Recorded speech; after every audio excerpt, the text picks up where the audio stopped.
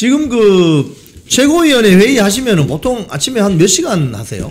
최고위원이 이제 그 여러분들이 보시는 그 시청하시는 거 이전에 한 30분 전에 갈 때도 있고 1시간 전에 갈 때도 있고.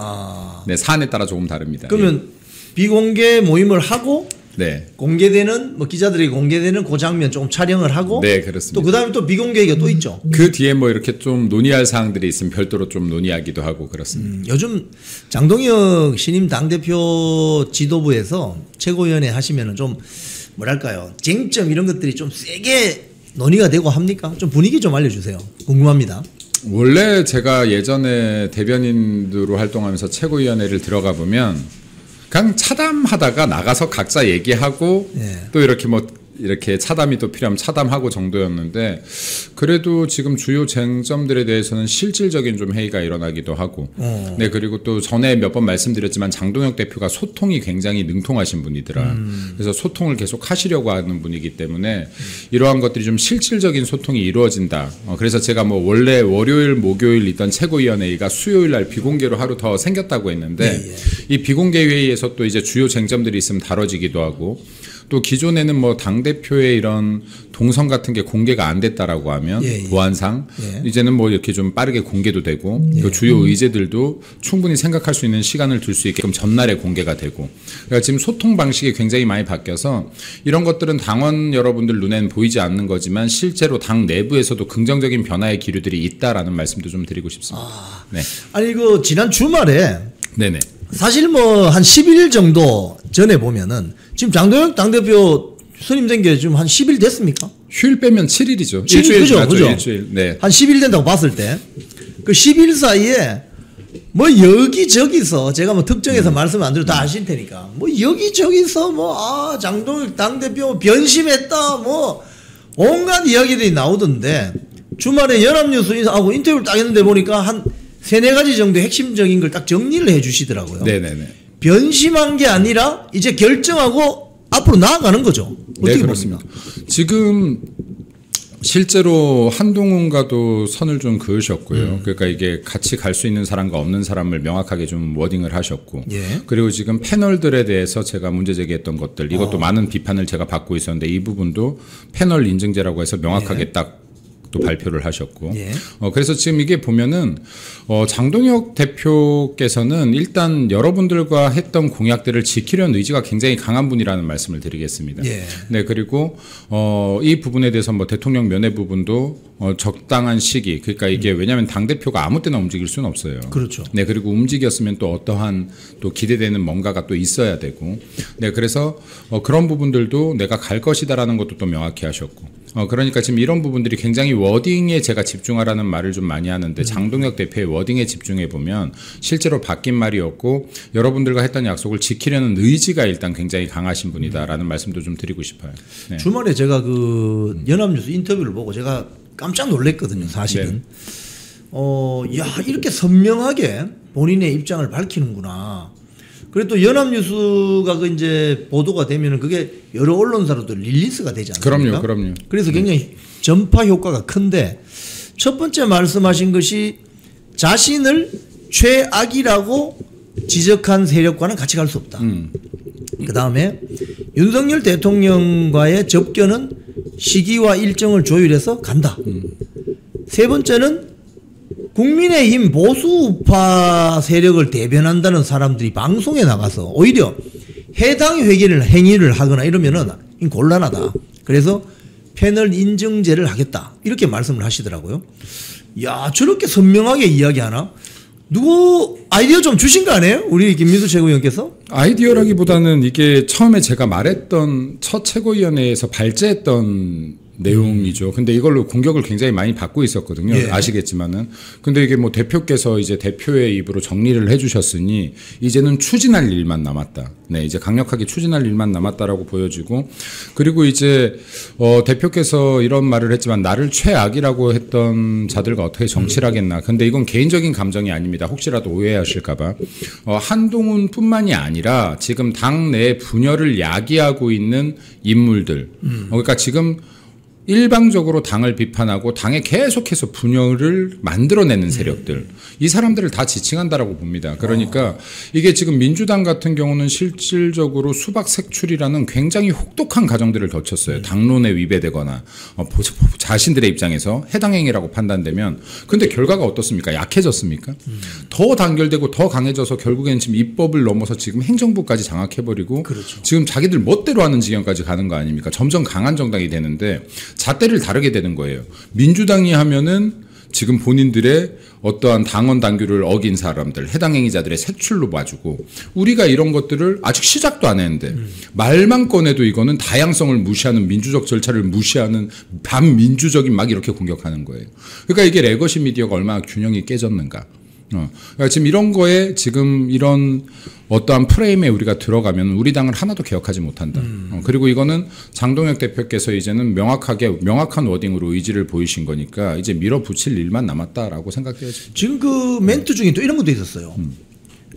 중도층이 매력을 느끼는 보수 정당의 가치를 지향하겠다. 이게 좀 쉽게 이야기하면 뭐 선거 전문가들 말을 빌리자면, 집토끼가 사는 이 집을 이쁘게 만들어야 산토끼가 아니라 들토끼들이 저기 집 좋은데 나도 저기 가서 한번 살아볼까? 그래서 더 붙게 된다. 뭐 이런 거 아니겠습니까?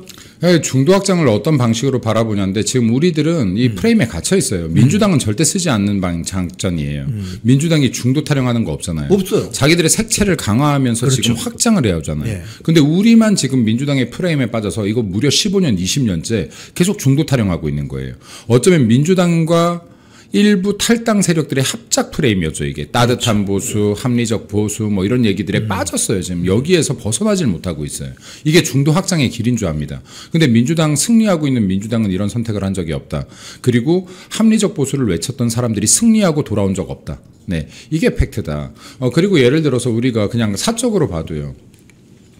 야, 김민수는 예를 들어, 사람들한테 인기가, 매력이 많은데 너무 이렇게 복장 같은 걸 깔끔히 입는 거 아니야? 적당히 입어야지 인기가 있지. 그래야지 더 많은 사람이 좋아하지. 동의하세요? 그러니까 계속 적당히를 요구하는 거예요. 근데 적당히 좋은 게 좋은 거야. 적당한 것에 매력을 느끼는 사람은 없다. 적당한 것에 불편을 느끼지 않는 사람은 있을지 몰라도 적당한 것에 매력을 느끼는 사람은 없다. 예. 모두가 그렇잖아요. 저희가 물건 하나를 사든 무엇 하나를 선택하든 적당한 것을 때로 정말 매일 쓰는 거면 모르겠지만 적당한 것에 매력을 느껴서 사진 않는다. 근데 우리들은 매력을 품어내야 되는 거잖아요. 그럼 우리들의 장점을 더 드러내야죠. 근데 계속해서 우리의 장점이 분명히 있는데, 드러낼 장점이 너무나 많은데 덮어 하는 거예요. 덮으라고 하면 돼요. 드러내라고 해야죠. 보수의 가치가 훨씬 빛나는데. 지금 댓글에서 네. 김민수님 최고. 아이고. 국힘 잘하고 있어요. 흔들리지 마세요. 네. 뭐 이렇게 지금 댓글들이 많이 올라옵니다. 참 이런 이야기 들은 게 참 오랜만인 것 같은데. 저는 지금 이 주장에 저는 일단 흔들리지 않겠지만은 이게 조금만 더, 대표님께서 지금 이렇게 명확하게 말씀해 주시잖아요. 앞으로 더 흔들리지 않을 것이고, 이게 흔들리지 않을 수 있다라고 믿는 것은, 제가 이번에 선거를 치르고 지금 최고위원이 되고 약 10일 정도가 흘렀잖아요. 이 사이에 제가 느낀 게, 보수가 이래서 버텨냈구나. 우리가 정말 내가 뿌리가 얕다라고 생각했는데, 보수 정치인들은 뿌리가 얕았을지 모르지만 보수를 사랑하는 지금 수많은 지지자분들의 뿌리는 너무나 깊이 자리 잡았구나. 이거는 잔바람에 휘둘릴 수가 없구나. 위에 우리가 솟아있는 이 열매를 맺는 가지들이 저희라고 하면 이 가지들만 자라면 되는구나. 그리고 가지가 영 불량품이면 빨리빨리 쳐내면 되는구나. 그러니까 이게 지금 당원들께서 이렇게 확고한 믿음과 응원으로 버텨주고 계신 한 제가 볼 때는 흔들리지 않는다. 무너지지 않는다. 그래서 여러분들께 다시 한번 감사도 드리고 여러분들께 더 힘내게끔 응원 많이 해주시라는 말씀 드리겠습니다. 아까 우리 선배님께서 말씀하셨지만 장동혁 호가 출범한 지 아직 채 일주일뿐이 지나지 않았다. 그러니까 여러분들의 응원 하나하나가 모여서 순풍의 역할을 해줄 것이고 동력이 되어서 더 빨리 전진할 수 있게 해줄 것이다라는 말씀 드리고 싶습니다. 예. 아니 이것도 한번 여쭤볼게요. 이번에 그 대통령하고 정청래 민주당 대표하고 이제 뭐 식사 회동을 했는데 거기서 뭐 사진을 찍었는데 뭐 장동혁 대표가 뭐 웃는 표정이라고 여기 또 불만을 가진 사람들이 있어요. 이거 어떻게 좀 설명해야 되겠습니까? 일단 그 당원분들의 마음은 이해해요. 그러니까 왜 이렇게 환하게 웃었어? 뭐 이런 거 기분 나쁘실 수 있는데 제가 볼 때는 솔직히 말씀드려서 이건 대표님 편을 드는 게 아니에요. 100점 만점이면 100점이었다. 나였으면은 내가 만약에 그 자리를 대표한다라고 했으면 나는 70점뿐이 못했을 것 같다. 근데 장동혁 대표는 100점이었다라고 생각합니다. 왜냐하면 이 회담이 왜 이루어진지를 먼저 봐야 돼요. 그럼 지금 이재명이 회담을 계속해서 영수회담을 하자고 쫄른 거거든요. 거의 러브콜을 계속 보냈어요. 그렇죠. 그럼 러브콜을 보냈는데 미국 갔다 와서 바로 그렇죠. 했잖아요. 러브콜 보낸 이유가 있을 것이다. 그러면 러브콜을 보낸 이유를 제가 분석하기에는 트럼프의 2차 압박이 있었다. 어떤 압박이 있었느냐? 야당 탄압에 대한 압박이 있었을 것이다. 그렇기 때문에 야당과 친밀한 관계를 보여주는 무언가가 필요했다. 그러니까 지금 러브콜을 보냈을 거라고 저는 보고 있습니다. 예. 자, 그러면 여기에 들어가서 우리가 만약에 딱 표정 굳어서 거기에서 강자세로만 갔다. 그리고 우리가 하고 싶은 소리만 했고 저쪽의 얘기를 듣지 않았다. 그럼 우리가 이때 2차 프레임에 갇히게 될 겁니다. 왜냐하면 우리들만 보는 게 아니라 지금 중도층들, 그러니까 지금 지지하는 정당 없음의 분들도 많이 보는 거잖아요. 어제 같은 경우는. 근데 만약에 그런 모습이 연출됐으면 봐라. 야당이 협조를 안 하고 있네. 야당이 지할 말만 하고 있네. 아, 적시 저기 여기 야당 때문에 지금 제대로 진행이 안 되는구나. 지금 레거시에서 얘기하듯이 이걸 믿어버리게 됩니다. 이걸 믿어버리게 되고 또 민주당과 이재명은 어떤 공격을 했을 거냐면 보십시오. 대화가 안 통하는 사람들입니다. 내란 정당입니다. 내란몰이 2차 내란몰이 들어갔을 수도 있어요. 이 사람들은 발목분이 안 잡습니다. 어떤 협조도 할 마음이 없습니다. 자, 그럼 이거 완전히 우리가 공경에 처하는 거거든. 근데 지금 장동혁 대표는 거기 가서 이 사람들의 얘기를 들으면서 민생에 관한 건 협조할 거 하겠다. 경제에 대한 거 협조할 거 하겠다. 외교에 대한 거 협조할 거 하겠다. 근데 니네들 지금 이거 너무 잘못하고 있는 거 아니야 하고 쭉 나열했어요. 그렇죠. 그럼 지금 이게 많은 국민들이 보고 있는 지금 이 협상의 그 시간 5분을요. 예. 이때 주로 했던 거는 앞쪽에서 좀 웃었을지라도 갑자기 표정 정색하면서 민주당이 잘못한 거 하나하나 다 끄집어냈습니다. 그리고 이 부분에 대해서 민주당의 협조가 필요하다. 진짜로 민생 정치 하려면. 그리고 이재명이 이 부분에 대해서 살펴야 된다. 라는 얘기를 한 거예요. 자, 이거는 정확히 뭐냐면 책임이라는 공을 민주당에 탁 던졌어요. 왜냐하면 이때까지 레거시가 보면 지금 민주당 이재명 편들고 있는 거 아닙니까? 그렇죠. 그럼 일반 국민들이 볼 때는 아, 국민의힘 쯧쯧쯧쯧 하고 있다라고 하면 국민들이 보는 앞에서 민주당 니네 이거 지금 계속 잘못하고 있지. 여기 개편도 잘못하고 있고 그리고 지금 니네들 정치 탄압도 계속하고 있고 미국과의 관계도 못 풀고 있고 경제 문제도 잘못하고 있고 니네들이 이렇게 잘못한 거 산더미인데 니네들 계속 마음대로 할 거야? 이거 공을 해결해 하고 던진 거예요. 자, 그러면 만약에 이거 이제 이재명이 답할 것뿐이 안 남았습니다. 민주당이 답할 것뿐이 안 남았어요. 왜? 어제 이재명은 앞에서 이렇게 얘기했거든요. 야, 여당이 힘 있으니까 여당이 한 발 양보해줘 막 이렇게 했습니다. 너그러운 척 했어요. 이 너그러운 척 한 것이 실제로 나올 것이냐 말 것이냐 이제 이재명의 숙제인 거예요. 제가 봤을 때 어제 그 회담 끝나고 이재명은 머리가 무지 아플 겁니다. 네, 정청래 머리 무지 아플 거예요. 그러니까 지금 이러한 부분들을 눈에 보이는 것뿐만이 아니라 이 이후에 어떤 방향으로 전개될 수 있는 영향을 우리가 거기에 심고 왔는지가 더 중요하다. 그래서 저는 개인적으로 봤었을 때 장동혁 대표가 어제 굉장히 훌륭하게 영수회담을 잘 마치고 왔다라고 평가하고 싶습니다. 힘을 실어주시면 좋겠습니다. 네. 우리 김민수 최고위원 말씀 듣고 아, 이제 좀 이해가 된다. 아, 좋다. 시원한 사이다 발언이다. 이렇게 말씀하시네요. 지금 그 최고위원회에서 지금 미국과의 관세 협상이라든지 또는 조지아주 사태에 대해서 좀 이렇게 뭐 현장의 어떤 밀착된 어떤 정보나 이런 것들 좀 파악을 어느 정도 하고 있나요? 지금 실제로 이거 민주당이 이 조지아 공장 사태에 대해서 가리고 있다라고 봐요. 왜냐하면 지금 미국의 발언과 우리나라의 발언이 계속 다르거든요. 다르죠. 우린 지금 한국시킨다는 것이고 미국은 추방시킨다는 거예요. 근데 이게 지금 아시겠지만 추방과 한국은 굉장히 다르잖아요. 예를 들어서 지금 추방이 됐다라고 하면 우리나라 국민들 거기 지금 체포된 국민들이 실질적인 피해를 굉장히 크게 입게 되는 겁니다. 예를 들어서 뭐 이스타 비자나 비원 비자 같은 경우는 이 비자로는 그 미국에 가서 근로활동을 못하는 거예요. 못하죠. 그러니까 소득을 발생시키는 근로행위를 못하는 겁니다. 임금을 못 받는 네, 임금을 못 받는 거예요. 그럼 이게 실제로 미국의 법의 위반 맞아요. 그리고 네. 법적 조치라고 그래서 몰아가요. 지금 여당이. 당연한 법적 조치다. 불법이었으니까라고 하는데 이때까지 미국을 볼 필요가 있다. 이때까지의 미국은 이 이스타 비자나 비원 비자로 근로활동을 하더라도 법적으로 문제가 되지만 눈 감아왔다. 통상. 관행이라고. 네, 관행으로. 왜냐하면 본인 자국에도 도움이 되기 도움이 때문에. 되니까. 네, 도움이 되기 공장이 때문에. 빨리 만들어져야 네. 되니까. 그리고 이 부분을 설령 이렇게 조사를 하고 감사를 하고 밀어 닥친다고 하더라도 우리 같은 최우방국이면 사전에 문제 공유를 했을 것이다. 문제의식 공유를 당연히 했다. 예. 이런 문제가 있는데 지금 이 부분을 조치하려고 하는데 사전 조치에 좀 필요한 것들이 있어? 충분히 이건 의견을 나눌 부분이었다. 그렇죠. 그럼에도 불구하고 이거는 지금 전승절 참석 다음 날에 바로 이걸 쳤다라고 하는 거는 왜냐하면 지금 이 공장 같은 경우에 미국 입장에서도 굉장히 의미 있는 공장이거든요. 그럼 지금 이게 미국에서도 엄청난 혜택도 줬고 투자도 같이 했던 거예요. 그러면 지금 이게 현대차의 전기차 첫 생산 기지 아닙니까? 그렇죠. 그럼 이거 의미 있는 공장이고 여기에서도 미국도 이걸 유치함으로써 굉장히 큰 의미를 부여하고 있던 곳인데 상징적인 곳을 탁 쳐버린 거예요. 이거는 지금 미국이 한국에 보내는 정치 메시지다. 라고 보아야 맞습니다. 그리고 경고성 정치 메시지로 봐야 맞습니다. 왜냐하면 이게 지금 계속해서 이재명이나 이재명 정권 민주당은 트럼프를 굉장히 폄하하는 거예요. 돈만 밝히는 놈, 돈뿐이 모르는 놈. 다시 미국을 위대하게 이 말이 경제인 줄 아는 거예요. 경제인 줄 아는 거예요. 근데 트럼프 돈 필요 없는 사람이에요. 트럼프는 진짜 돈이 필요 없는 사람이에요. 그리고 미국과 미국인들의 자긍심은 경제, 돈에서 나오지 않아요. 자유진영의 선봉장으로서 이 세계에 이 지구상에 지금 자유를 지키고 있다라는 여기에서 자긍심이 나오는 겁니다. 자유 수호에 대한 자긍심이 있는 거예요.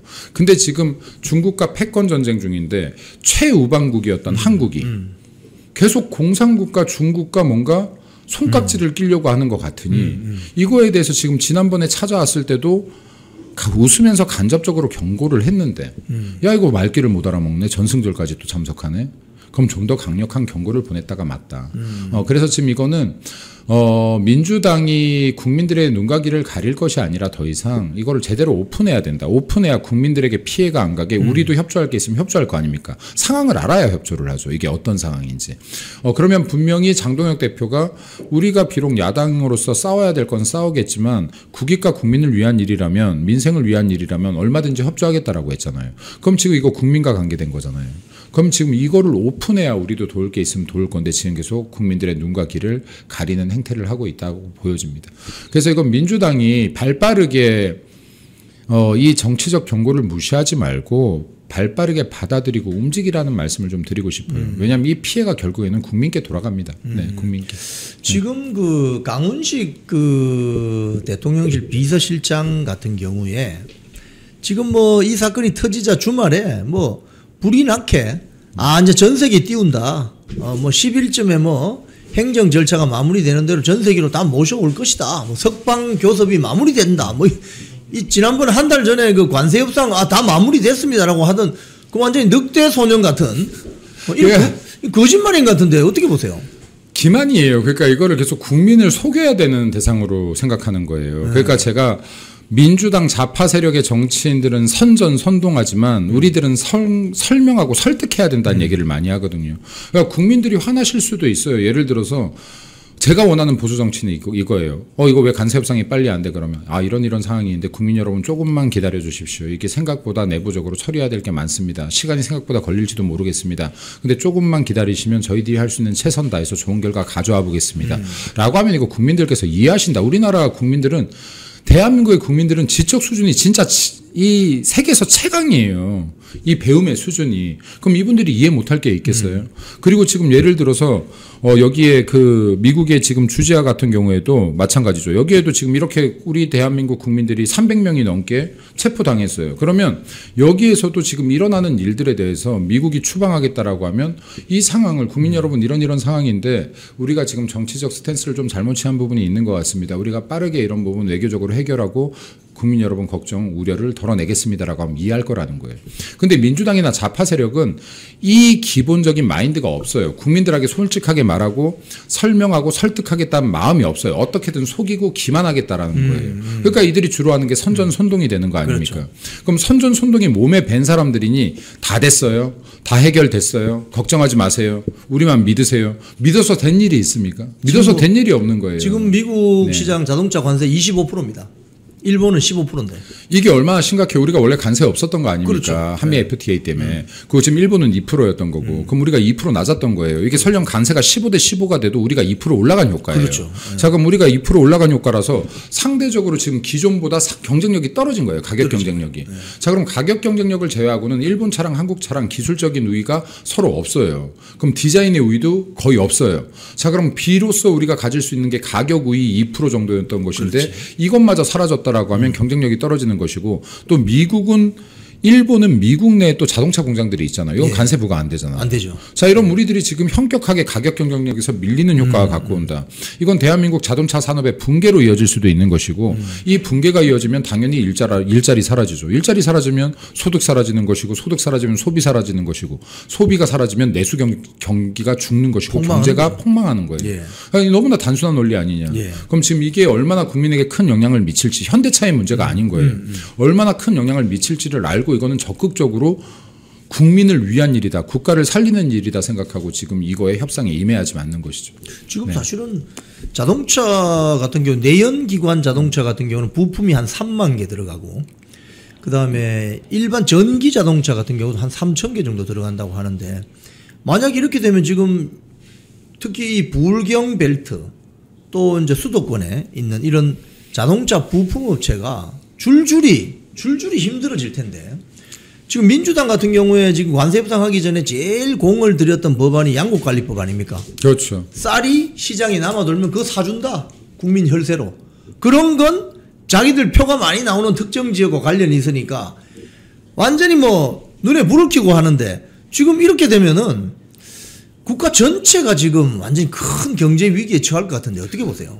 큰 위기에 처하죠. 지금 악재가 미국 관세 발뿐이 없는 게 아니죠. 또 있죠.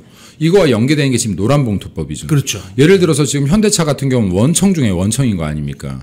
자, 근데 노란봉투법에서 지금 여기에 하청 업체들까지도 지금 직접 교섭을 할 수가 있고 직접 교섭을 할 수 있을 뿐만 아니라 지금 실질적으로 불법적인 쟁이나 파업까지도 인정해줘 버리는 거 아닙니까? 그렇죠. 그럼 이거는 지금 안에선 안에대로 힘들고 밖에선 밖에대로 힘든 거예요. 자, 이렇게 되면은 아까 말씀하셨다시피 현대차가 무너지면 거기에서 부품업체는 어떻게 살아납니까? 다 망하는 거죠. 다 망하는 거예요. 근데 그 주변의 공장들 주변도 어떻게 되죠? 소상공인 다 망하는 거예요. 거죠. 식당 다 문 닫는 거죠. 식당 다 문 닫는 거예요. 그러니까 이게 하나의 파장이 아니다. 근데 마치 지금 이거를 대한민국은 이때까지 좌파 세력들이요. 기업을 악마화시켜 왔어요. 우리나라처럼 기업가들을 맞습니다. 폄훼하고 악마하는 국가는 존재하지가 않아요. 네, 기업들을 우쭈쭈 해줘요. 야, 더 잘해. 왜? 이 사람들이 좋은 일을 특별히 하지 않아도 기업만 잘 운영하면 이거 자체가 사회에 기여해요. 일자리 창출하죠. 법인세 내죠. 사장 월급 받아오면 또 개인적으로 소득세 내죠. 이것만 해도 어마어마한 돈이다. 어마어마한 돈이고 그리고 수많은 근로자들을 채용함으로 인해서 이들에게 소득을 발생시키고 이 소득은 소비로 연결되고 내수 경제를 활성화시킨다. 자, 그럼 다른 나라들은 기업 활성화를 못 시켜서 난린데 우리나라는 잘하고 있는 기업들 발목을 못 잡아서 난린 거예요. 결국에는 이 기업을 이렇게 잡는 것은 황금알 낳는 거의 배를 째는 것이다. 그 민주당은 이 황금알 낳는 거의 배 째는 전문직이다. 이거 거의. 정권만 잡았다면 어떻게 이렇게 배를 잽니까? 그러면 지금 이게 대한민국 경제가 결국에는 죽어가는 것인데 이 여러 가지 복합위기를 지금 다름 아닌 민주당이 만들고 있다는 게 문제인 겁니다. 이거 지금 자연 발생적인 게 아니라 만들고 있다. 이거 지금 미국에서 우리가 이런 좌파 정권 중국과 친중 정권이 아니라면 관세 협상 애진작이 끝났습니다. 그렇죠. 이거 애진작이 끝났고 우리한테 이렇게 압박도 안 해요.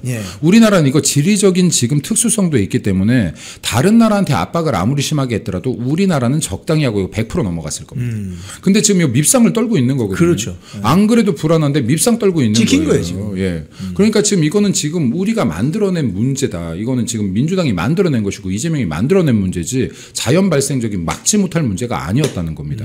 노란봉투법 누가 하라 그랬습니까? 이거 지금 지금 민주당이 하고 있는 거예요. 그러니까 지금 있는 기업들도 떠나겠다고 하는 겁니다. 그러니까 지금 이런 반시장법이나 미국과 중국과의 스탠스가 지금 스스로 우리나라를 자멸의 길로 몰아넣고 있는 것인데 이거는 지금 99%도 아니라 100% 이재명과 민주당의 책임이다. 99%도 아닙니다. 100% 민주당과 이재명의 책임이니 이것에 대해서 지금 더 이상 국가와 국민을 위협에 빠뜨리지 말고 정상으로 회복을 시켜라. 그리고 우리들은 이 회복을 시키기 위해서 계속해서 싸울 것이다. 네, 싸워야 된다. 네. 지금 이제 싸운다는 말에 제가 좀 포커싱이 되는데 네. 지금 뭐 요즘 뭐 총칼 들고 싸우는 시대 아니지 않습니까? 그렇죠. 말로서 홍보를 잘 하든지 네. 또는 선전을 잘 해 주시든지 이런 말로서 싸우는 시대입니다. 지금 김민수 최고위원 같은 경우 우리 시청자 여러분도 잘 아시지만 아주 말을 간결하게 하면서 메시지를 명확하고 선명하게 내는 타고났어요. 제가 보니까 아유. 타고났는데 지금 이 국민의힘에서 지금 뭐 패널 인증제 이거 구체적으로 어떻게 하시겠다는 뭐 어떤 로드맵 같은 그런 게 좀 서 있습니까? 제가 이 부분에 대해서 이렇게 말했었죠. 일반적인 패널들을 우리가 어쩌겠습니까? 그건 표현의 자유인데요. 네. 근데 이게 방송통신 관련 법에 보면은 이 패널의 균형을 맞추게 돼 있잖아요. 맞추게 돼 있죠. 맞추게 돼 있습니다. 이거 그냥 하는 게 아니라 패널의 균형을 맞습니다. 맞추게 돼 있는데 이 균형을 맞추게 돼 있으니까 좌파 패널들 불러놓고 우파의 옷을 입은 패널들을 불러고 계속 균형 맞췄다고 하는 거예요. 자, 그러면 이게 사실 좌파 패널들은 민주당의 입장을 대변하고 있는 거잖아요. 진짜로 균형을 맞추려면 형식적 균형이 아니라 진짜 균형을 맞추려면 우리 당의 입장을 대변하는 패널들이 나가야지 균형이 맞는 거잖아요. 맞습니다. 근데 지금 이거는 법을 표면적으로 지키고 있지만 실질적으로 지키지 않는 건 거예요. 자, 그럼 우리 당을 공격하는 패널들을 우파 패널로 앉혀놓고 좌파 패널 앉혀놓고 이러면 지금 이건 좌파 패널 4명 앉아 있는 거랑 다를 바가 없는 것이죠. 편파 방송이죠. 네. 자, 근데 우파 패널이냐 좌파 패널이냐 이 균형을 맞춰서 앉히라고 했는데 이 균형 객관적인 데이터가 있나요? 없어요. 이거를 세부 조항이 없잖아요. 뭐 예를 들어서 좌파 패널은 민주당 소속이어야 되고 민주당에서 지정한 사람이어야 되고 이런 세부 조항이 있는 게 아니잖아요. 자, 그러면 최소한 이게 균형된 의견을 대립할 수 있게끔 맞췄을 때가 실질적인 균형인 것이지 지금 색깔만 예전에 국민의힘이었어. 예전에 보수를 지향했어. 이렇게 해서 지금 보수 패널들을 앉혀놓으면은 이 사람들 지금 무지성적으로 우리 당을 비판하고 있는 거 아닙니까? 그럼 이건 균형을 당연히 맞춰줘야 되는데 우리 당 소속인지 아닌지에 대한 구분도 있어야 될 것이고 또 우리 당에서 지금 이 사람들이 우리 당의 의견을 대변할 수 있는 사람인지 아닌지에 대한 의사표현 정도는 있어야 될 것이고 또 우리 당 소속이면서도 해당 행위 수준의 발언들을 계속 이어간다라고 하면 이는 당규에 의해서라도 조치할 부분이 있으면 조치를 해야 될 것이고 네.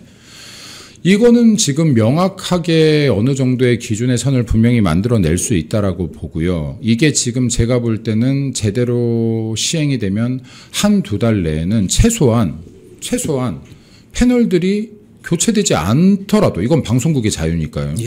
시청자들이 저 사람들은 국민의힘을 대변하는 패널은 아니구나라는 인지는 할 수 있어야죠. 짜가구나. 네, 그러니까 그냥 우파 패널 아니구나. 짜가구나. 좌파 패널 4명이 나와 있구나. 이 인지는 하게 만들어야죠. 그런 효과가 있겠네요. 그러니까 이거는 명확하게 해야 근데 이게 만약에 어느 정도 시간이 흐르게 된다면 진짜 방송국들에서 편파 방송을 하고 싶다고 하더라도 균형을 잡아나갈 수밖에 없지 않겠느냐. 그리고 지금 법의 취지 자체를 우리들이 제대로 실현되게끔 만들어야 되는 거 아니에요. 국민들께 균형 있는 정보를 주라고 이 패널들의 균형을 맞추라는 거 아닙니까? 근데 껍데기만 계속 맞춰놓으면 안 되죠. 그렇죠. 예, 보수 패널이라고 해놓고 예를 들어 뭐 혁신당 이런 데 부르면 안 되는 거예요. 안 되는 거죠. 그건 뭐. 예. 그럼 거기가 보수라고 누가 인증해 줬어요? 보수의 기증 허가받고 하는 거 아니잖아요, 지금. 그럼 이게 보수라고 하면 국민의힘에서 나와야지 맞죠. 맞죠. 예. 보수라고 하면 국민의힘에서 나와야지 맞죠. 그러니까 지금 이런 것들도 누가 국민의힘을 지금 제1야당을 제대로 대변할 수 있는 사람들인지를 해서 그래야지 입장을 국민들한테 전달이 될 거 아닙니까? 그래서 이런 부분들은 세부적으로 이제 좀 더 장동혁 대표의 입에서 명확한 워딩으로 나갔기 때문에 세부적으로 이제 추진이 될 것이다. 네. 자, 추석이 다가오고 있습니다. 이번 추석은 10월 첫째 주. 추석 연휴가 또 10월 3일, 9일 이렇게 붙어 있어서 한 일주일 정도는 추석 연휴가 이어질 것 같은데 추석 전으로 우리 추석이 되면 뭐 친지들도 만나고 네. 또 이 뭐 가령 뭐 군대에서 근무하시는 분들 뭐 추석이나 설 연휴 되면 굉장히 외롭거든요. 이거 가서 떡국도 좀 먹고 싶고 말이지. 추석 되면 좀 한가위 보름달도 보면서 좀 한 해를 좀 이렇게 돌아보면서 친지들하고 뭐 예를 들자면 뭐 막걸리라도 한잔 하면서 뭐 그런 게 인생인데 지금 윤석열 대통령 부부가 지금 구치소에 이렇게 수감이 되어 있는데 추석 전으로 뭐 장동혁 당대표 지도부가 윤석열 대통령 접견이 가능하겠습니까? 기술적으로? 법적으로 문제는 없나요? 법적 문제는 없죠. 접견을 하는데 왜냐하면 지금 이게 사실 유죄 판정도 나지 않았기 때문에 이거 면회가 원래 자유로워야 돼요. 자유로워야 되고 그리고 제가 접견 신청을 한 차례 지금 그 부결이 됐고 그것도 두 번째 넣었던 게 또 부결이 됐는데 근데 어제는 좀 달랐던 게 전화가 왔어요.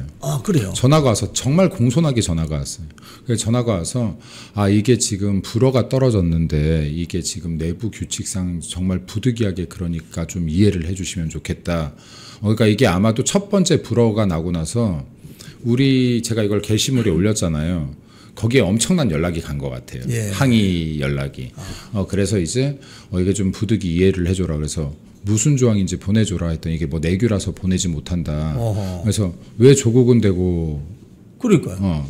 왜 윤석열 대통령 안 되냐 했더니 이런 부분이 이게 내규상 좀 규정이 있어서 그래서 그 규정이 뭐냐 했는데 이건 뭐 보내진 못한다라고 했는데 그래서 어쨌든 간에 중요한 것은 거기에 뭐 이렇게 책임 있는 위치에 있는 분이 전화가 온 건 아니니 이분한테 화낼 이유는 없잖아요. 이분도 전달자의 입장일 그렇죠. 테니. 뭐 실무진이니까. 네, 실무진일 테니. 그래서 제가 지금 이제 이것은 지금 일반 면회로 일반 면회가 제가 좀 부적절하다고 판단해서 일반 면회는 아예 신청을 안 했었는데 뭐 유리막 사이에 두고 잠깐 10분 정도 이렇게 뵙는 게 또 그런 거를 안 원하실 수도 있고 그런 장면은 그래서 이건 또 다시 또 대통령 변호사 측에 일반 면회도 괜찮은지 한번 여쭤보라고 했었으니까 이거는 뭐 내일 정도면은 답이 나오지 않을까 생각되어지고요. 그리고 오늘도 이 얘기들이 계속해서 나오는데 뭐 방송할 때마다 이걸 저한테 시비를 걸려고 계속 묻는 것 같아요. 네. 근데 제가 확실히 드리는 말씀은 대통령 유죄 아니다. 그리고 대한민국 헌법은 무죄 추정의 원칙으로부터 어떤 사람이든 대한민국 국민이면 인권을 보장받을 권리가 있다. 그리고 지금 민주당이 내란몰이를 하고 있는 것이지 내란죄 확정이 된 것도 아니고 지금 부당하게 구속수사 당하시고 있는데 여기에서 면회 못 갈 이유는 뭐냐. 제가 거꾸로 반문했어요. 왜 면회를 가야 되냐 하길래. 못 갈 이유는 뭔데. 그러니까 못 갈 이유는 무엇이냐. 그래서 이거는 좀 어찌됐든 간에 일반 면회 같은 경우는 장소 변경 접견 신청도 대통령의 의견을 제가 여쭈어보고 김민수 언제든 놔도 좋다는 말씀을 듣고 한 거지만은 네, 일반 면회 같은 경우는 이건 또 다르니 또 다시 한 번 더 여쭤보게끔 했다. 그리고 당에서는 이게 저보다는 좀 복잡한 부분들이 있을 수도 있어요. 그럼에도 불구하고 당대표께서 적당한 시기, 적합한 시기에 면회를 갈 것이다 했는데 이 부분은 아까도 말씀드렸지만 당원들께 드렸던 약속을 지키려는 의지가 굉장히 강하다. 이거는 제가 직접 대화를 하면서 느낀다라는 말씀을 드리겠습니다. 그래서 이게 아직 일주일뿐이 안 지났는데 여러분들께서 장동혁 당대표를 많이 응원해 주셔야 이게 순풍이 된다. 네, 순풍이 돼서 더 빠른 속도로 앞으로 나아갈 수 있다라는 말씀을 드립니다. 그리고 장동혁 대표 아주 작은 것들에 너무 많은 불만은 역풍이 되면 대래 앞으로 나아가는 동력을 잃는다. 그래서 여러분들께서 힘이 좀 많이 되어주시면 좋겠습니다. 자, 오늘 우리 김민수 최고위원 모시고 오늘 길게 나눠봤습니다. 더 여쭤보고 싶지만 또 방송 시간이 제한적이기도 하고 또 다음 주에 또 출연하시기 때문에 마지막으로 우리 시청자님들께 한 말씀 해주시죠. 제가 명절 전에 또 나오는 시간이 있나 없는지 모르겠는데 시간이 참 빠릅니다. 그리고 벌써 작년 12월 차가운 날부터 이제 곧 한 해의 정산을 보는 어떻게 보면 이 추석 한가위가 다가오는데 여러분들께서도 그리고 저도 어쩌다 보니 이렇게 1년 가까운 시간들을 길거리에서 그리고 지금도 목소리 외치며 절규하며 투쟁하는 데 시간을 보내고 있는데 이 우리의 소중한 시간들이 의미 없지 않기를 바랍니다. 그리고 이 시간들이 정말 의미 없는 시간이 아니라 소중한 시간으로 환원되어서 우리가 나라를 살리는데 이 시간을 썼구나 하는 보람을 느끼는 날이 반드시 오기를 바라고 그렇게 될 수 있게끔 열심히 뛰겠습니다. 여러분들께서도 끝까지 많이 응원해 주시고 힘이 되어 주시면 감사하겠습니다. 항상 감사합니다. 이번 시간은 김금혁 보좌관 모시고요. 지금 미국에서 저는 잘 모릅니다. 제가 좀 무지해서 그런 면이 있는데 엄청난 분이 피격을 당했습니다. 찰리 커크 피살 당했습니다. 그래서 트럼프의 분노가 진짜 뭐 표현이 그렇지만 하늘을 찌르고 있다, 그런 얘기가 나올 정도입니다. 그래서 이 문제를 조금 다양하게 이 인물이 가지는 상징성과 앞으로의 어떤 미국 사회의 파장, 그리고 미국 내에서 벌어지고 있는 어떤 좌우 진영 간의 어떤 싸움, 앞으로의 어떤 그런 것까지 좀 전망을 해보고요. 그리고 뒷부분에는 오늘 어떻게 보면 불법 체포가 되고 구금됐던 우리나라 국민들이 전세기를 타고 돌아옵니다.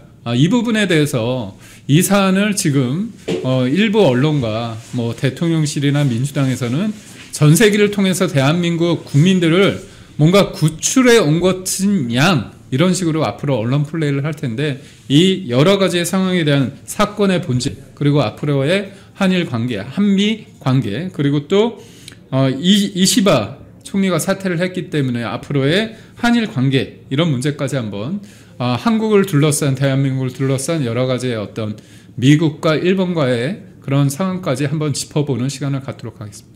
안녕하세요. 안녕하십니까. 일주일 만에 뵙습니다. 네, 일주일이 너무 금방인 것 같은데, 네. 그 사이에 진짜 많은 일이 있었습니다. 그렇습니다. 진짜 대한민국 국민이 불법으로 체포되기도 했는데, 이거 여러 가지 뭐 분석이 가능하겠지만 대통령 한 사람 잘못 뽑아가지고 우리가 이런 대접을 받는다는 게 슬프고요. 그건 뒤에 좀 다루고, 찰리 커크. 네. 제가 너무 몰라서 좀 송구한데, 우리 보좌관님 봤을 때 찰리 커크라는 사람이 트럼프한테 어떤 의미인지, 그리고 또 미국 사회에서의 어떤 인물인지에 대해서 우선 좀 설명을 해주시면 좋을 것 같아요. 찰리 커크에 대해서 제가 한마디로 정의 내릴 수 있는 게, 감히 비교하자면 우리 보수주의의 창시자라고 할 수 있는 에드먼드 버크가 있지 않았습니까? 네, 에드먼드 버크. 에드먼드 버크에 비견될 만한 사람이었어요, 미국에서는. 보수의 아버지라 불린 사람이 에드먼드 버크 아닌가요? 네, 그렇습니다. 이 보수주의를 창시한 사람, 즉 프랑스 혁명의 그 대혼란을 보면서 시대가 이렇게 가서는 안 된다, 혁명 일변도로 가서는 안 된다라고 주장했던 사람이 결국은 에드먼드 버크였고, 네. 그에 의해서 보수주의, 컨저버티즘이라는 게 나오지 않았습니까? 이 찰리 커크는 미국에서 이 꺼져가던, 굉장히 사그러져가던 보수주의를 다시 되살린 사람이에요. 그러니까 지금 흔히 뭐 제가 어제도 SBS 썸네일 보다가 화가 났던 네. 적이 있는데, 뭐 극우 논객이다, 뭐 트럼프가 좋아하는 뭐 청년이다, 뭐 이런 식으로 지금 우리나라 언론이 잘 모르니까 이런 식으로 접근을 한 것 같아요. 저처럼 모르면 가만히 있어야지, 배워야지. 예, 근데 그 정도가 아니에요, 사실은. 제가 작년에도 미국을 갔었고, 미국에 갔을 때 이제 미국 그 공화당 내에서 청년 정치한다는 사람들과 만나서 얘기를 해보면, 네. 그들 사이에서 찰리 커크는 사실은 거의 구세주 같은 존재입니다. 자, 어떤 면에서 구세주냐? 트럼프 대통령 1기가 끝나고 나서 바이든 정부 그 4년 동안 미국 보수주의는 굉장히 침체기를 걸었어요. 네. 그러니까 트럼프 대통령이 내려오면서 뭐 의회 이제 그 선거 결과를 받아들이지 못하면서 트럼프 대통령을 지지하는 사람들이 의회 난입 사건도 일으키고, 마치 지금과 같았어요. 네. 지금 보면은 우리도 서부지법의 청년들이 들어가가지고 화를 못 이겨서 여러 가지 어떤 집기를 부수고 이랬다가 좀 형을 받고 이러고 있지 않습니까? 그것보다 훨씬 더 큰 규모, 실제 미 의사당을 점거까지 했었으니까. 그때 인명사고도 나지 그렇죠. 않았나요? 2020년이죠. 그때가 코로나가 막 터질 때 네. 무기를 들고 들어왔다라는 점이 굉장히 충격적이었죠. 이러면서 뭐 내란이다 이러면서 당시 트럼프 대통령이 굉장히 위축됐었고, 트럼프 대통령을 지지하는 사람들은 마치 극우, 정신병자 뭐 이런 취급을 미국 내에서 받았었거든요. 네. 이러면서 당시 공화당도 이제 이러다가는 공화당이 쪼그라들 것 같으니까 손절을 하려고 했겠죠. 손절을 했어요, 실제. 트럼프 대통령에 대해서 전혀 보호를 안 해주고, 막 트럼프 대통령 옆에서 일했던 뭐 볼튼이라든가 폼페이어라든가 이런 사람들부터 이제 뭐 헤일리라든가 이런 사람들이 다, 니키 헤일리도 사실 그 유엔 대사 아니었습니까? 그렇죠. 트럼프 대통령이 임명한 사람인데 다 나는 트럼프와 다르다 이런 식으로 손조를 치는 그런 움직임이 뭐랑 있었어요. 좀 비슷하다. 지금 우리나라 상황이랑 굉장히 비슷해요. 그러다 보니까 미국 내 보수주의가 완전히 나락으로 가고 있던 시점이었어요. 근데 이때 찰리 커크가 혜성같이 등장을 하면서 이걸 다 정리를 해버립니다. 그럼 찰리 커크가 언제부터 이 일을 시작했냐?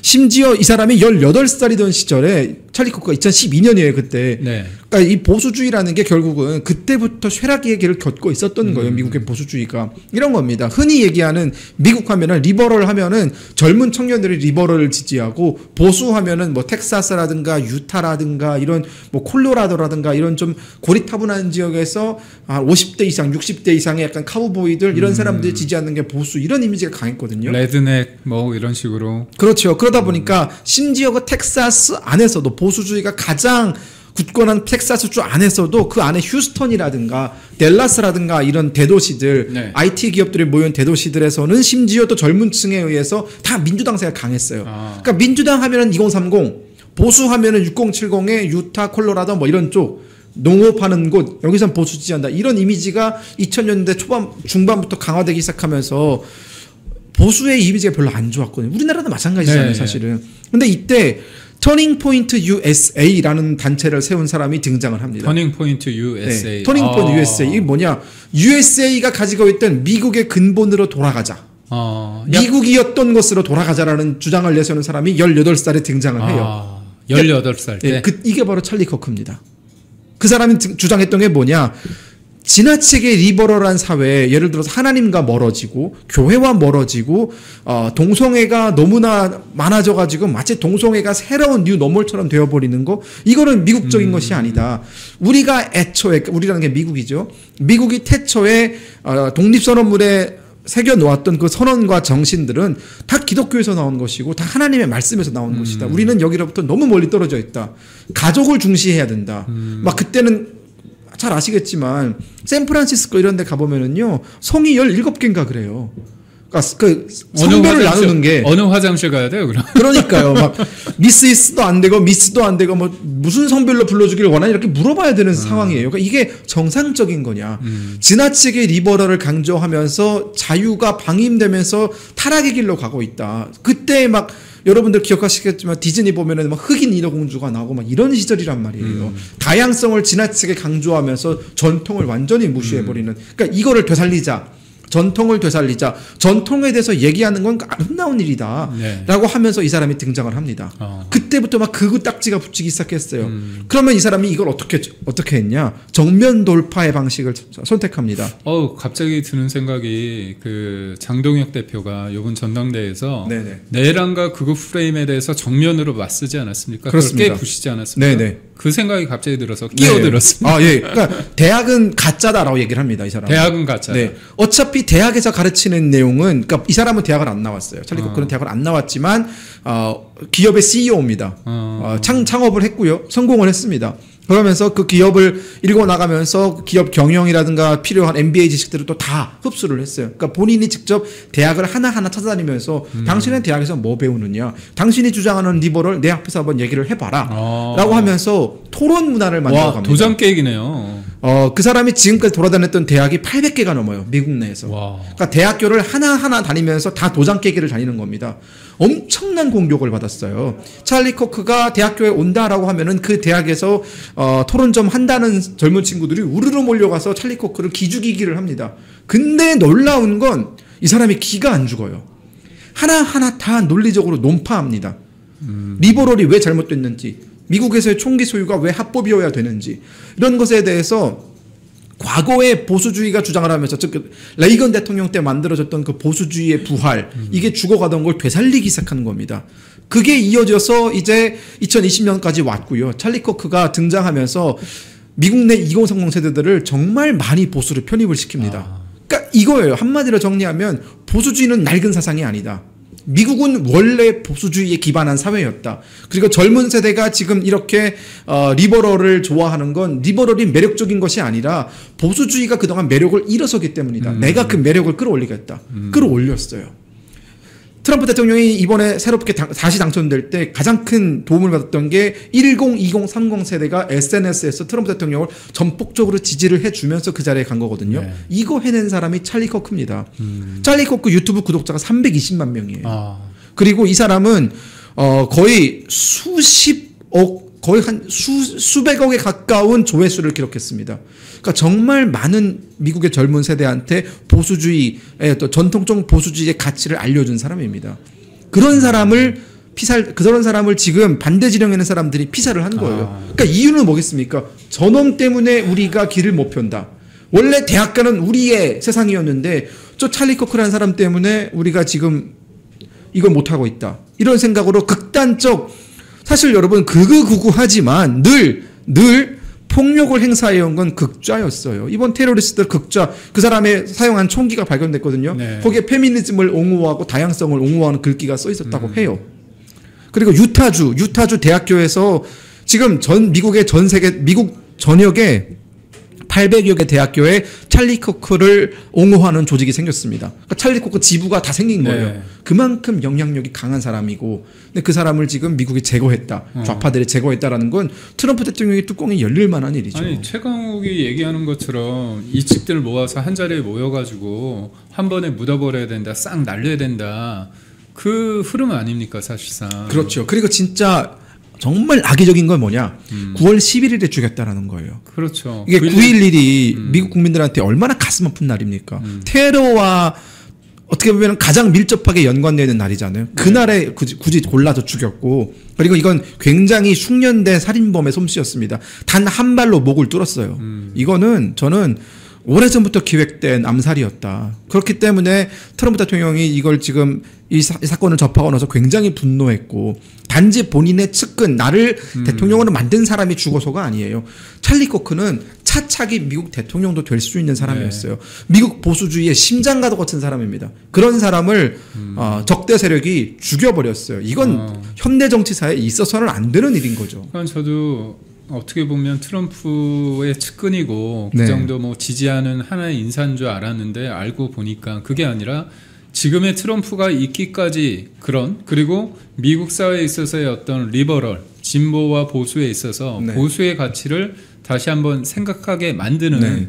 거기에서 어떻게 보면 깃발을 들었고 그런 어떤 촉매자, 기폭제가 됐다는 사람이라는 거잖아요. 이게 사실 뭐 프레임 싸움이다 그런 어떤 규정을 통해서 싸움도 하지만 네. 그 규정하기 전에 이미 어떤 이념적인 토대가 바탕이 돼야 되는 거거든요. 그렇죠. 그런 측면에서 봤을 때 이 찰리 코크라는 인물이 가지는 그 영향력과 상징성이 대단하다고 보는데 트럼프가 이런 얘기를 했더라고요.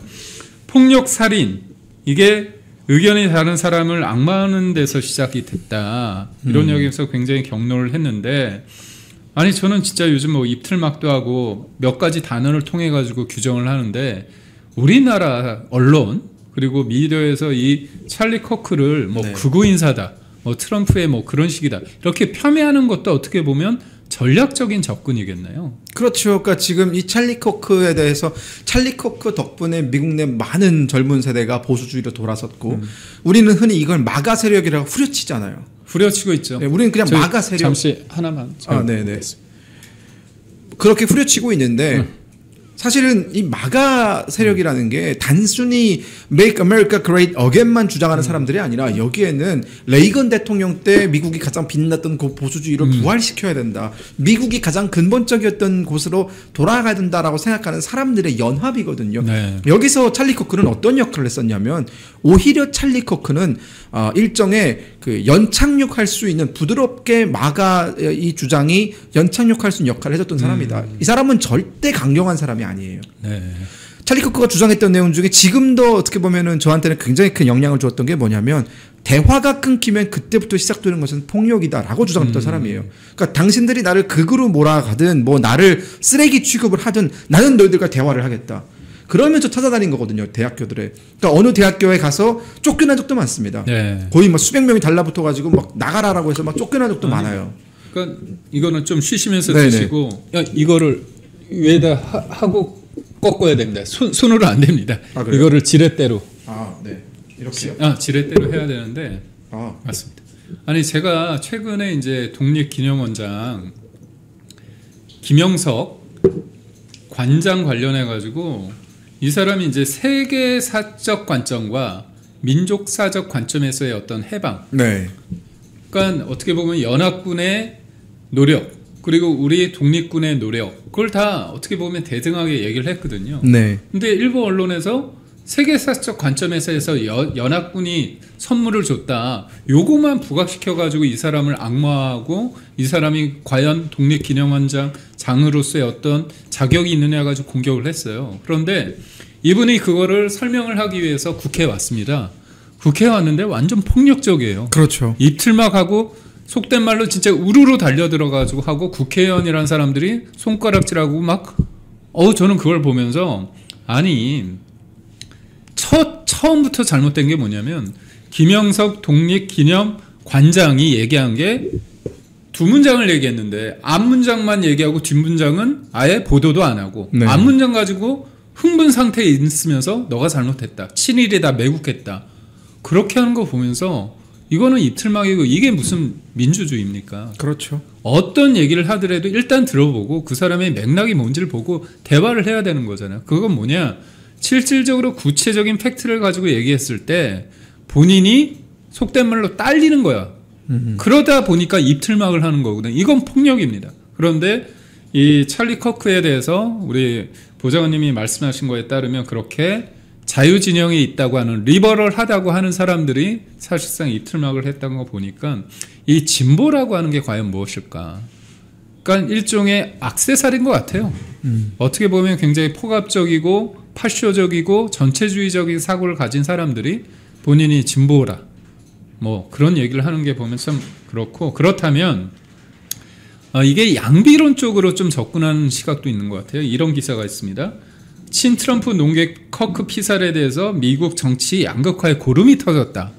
이게 좀 전형적인 양비론 아닌가요? 이건 양극화에 고름이 터진 게 아니라 미국 내 존재하고 있는 극좌 세력들에 의한 엄연한 암살이고 피습이죠. 이건 언론이 굉장히 잘못되게 보도하는 그러니까 결국 거예요. 이렇게 보도하면 테러 행위, 살인 행위에 대해서 아니 뭐 찰리 커크가 뭐 문제가 그렇죠. 있으니까 죽을만 했다 뭐 이 얘기 아닙니까 지금. 이런 보도 제목으로 우리가 보고 있거든요. 그렇죠. 그러니까 저런 보도가 어디서 나오냐면 CNN이나 이런 데서 보도를 하는 거예요. CNN이라든가 뭐 ABC라든가 미국 내 뭐 한겨레라든가 미국 내 MBC를 담당하는 언론 매체가 있거든요. CNN은 가장 전형적인 그런 쪽이고요. 또 뭐 되게 뭐 워싱턴 포스트라든가 되게 많습니다. 거기 네. 보면 뉴욕 타임스도 그렇고요.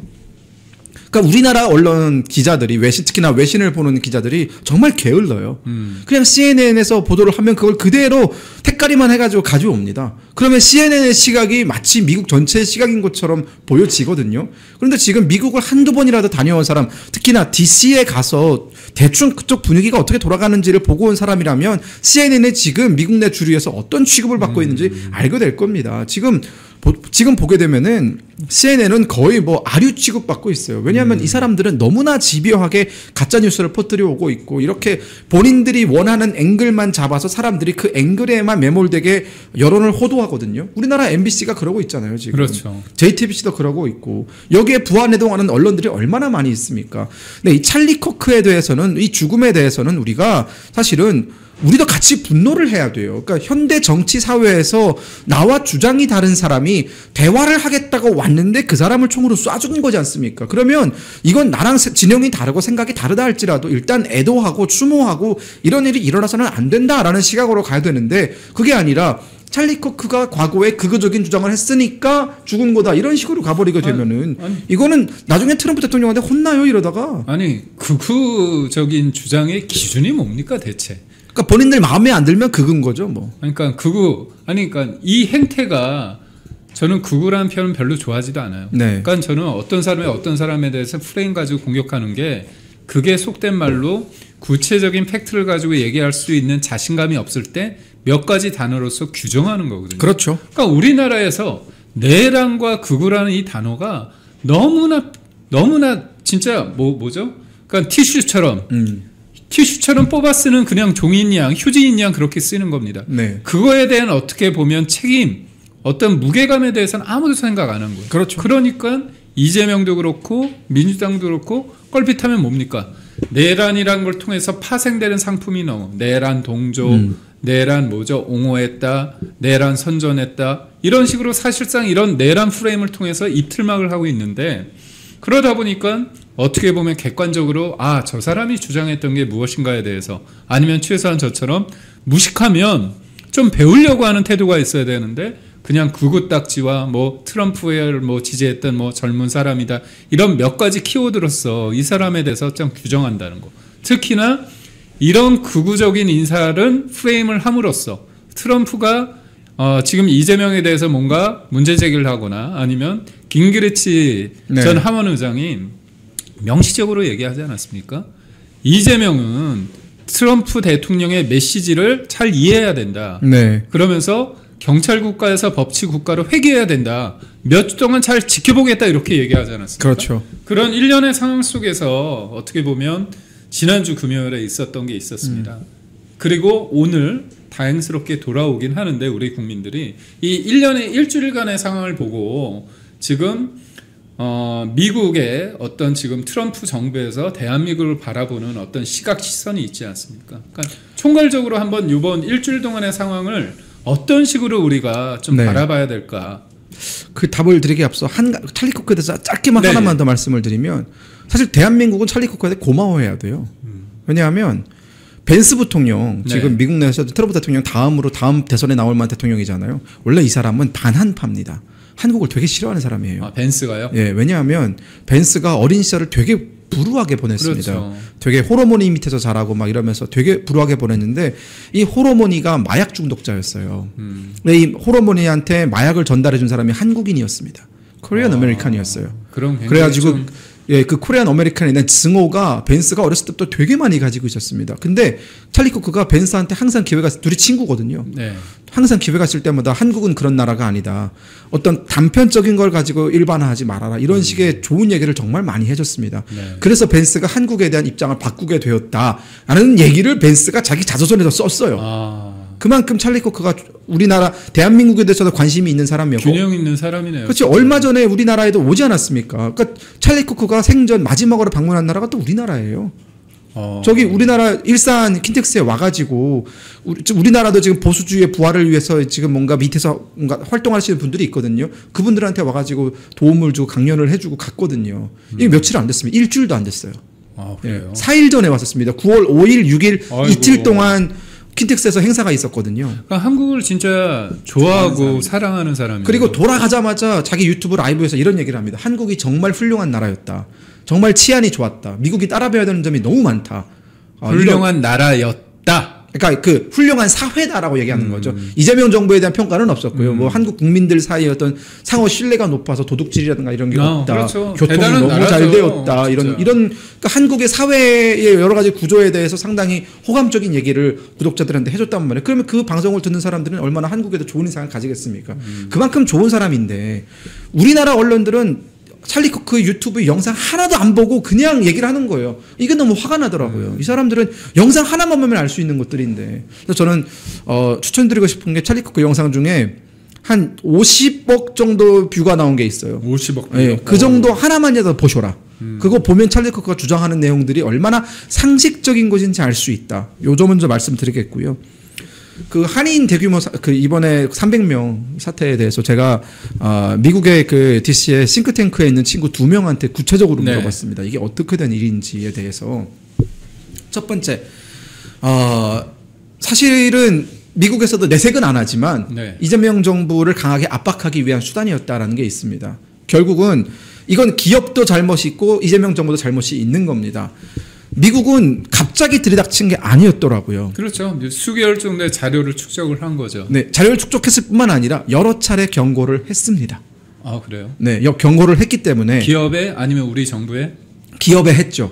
네, 삼성 같은 경우에는 그래서 그 경고를 알아듣고 출근을 시키지 않았어요. 아, 네, 근데 LG는 그 경고를 들었음에도 불구하고 이게 어떤 의미인지를 모르니까 미국 내 여러 가지 어떤 지금 이민 정책이 어떻게 빠르게 변화하고 있는지 이런 것에 대한 전혀 정보가 없다 보니까 그냥 가만히 당했던 겁니다. 그리고 이재명 정부 입장에서도 사실은 눈치를 챘어야 되는 부분들이 있는 것이 지금 이들이 투자한 곳이 결국은 아틀란타 아닙니까? 아틀란타에 있는 그 조지아주잖아요. 네. 조지아주.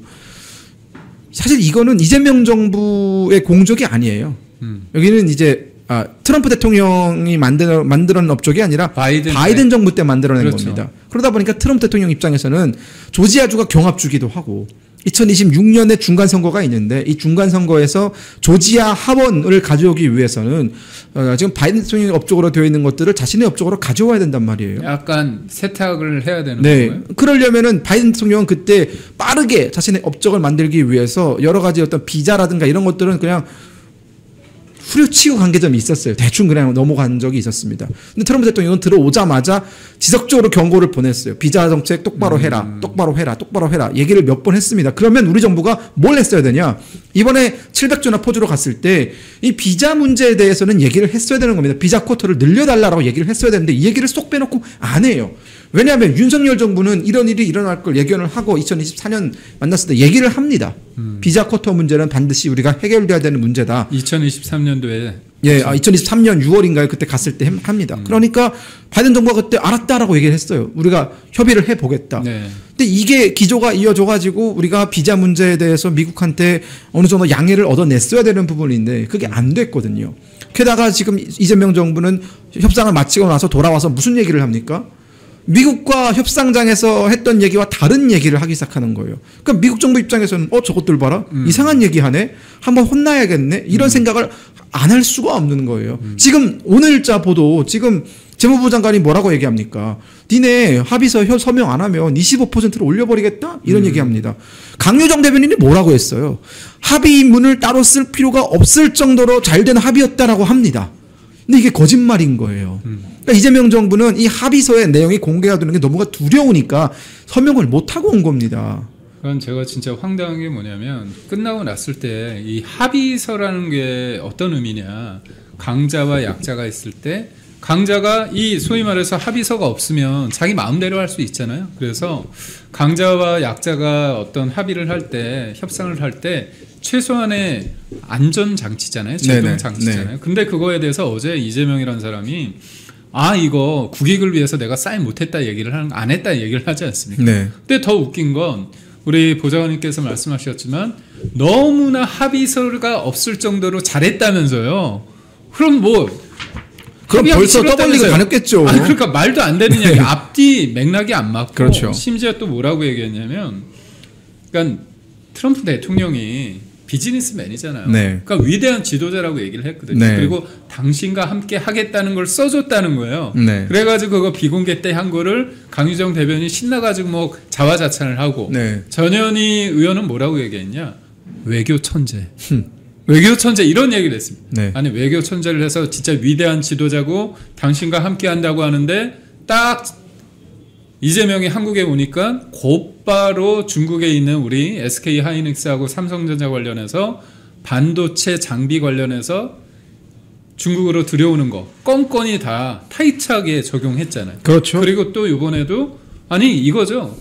윤석열 대통령하고 바이든은 워낙 좋은 관계였기 때문에 타이트하게 적용을 안 한 거예요. 사실은 첨언하면 윤석열 대통령과 바이든 대통령이야말로 합의문이 필요 없을 그렇죠. 정도로 사이가 좋았던 사람인 것이고 그럼요. 트럼프 대통령과 이재명 대통령은 서로 상호 신뢰가 제로기 때문에 이건 정말 합의문이 필요했던 사안인 거거든요. 근데 합의문을 공개하지 못한 이유는 단 하나입니다. 이건 다른 이유가 있을 수가 없어요.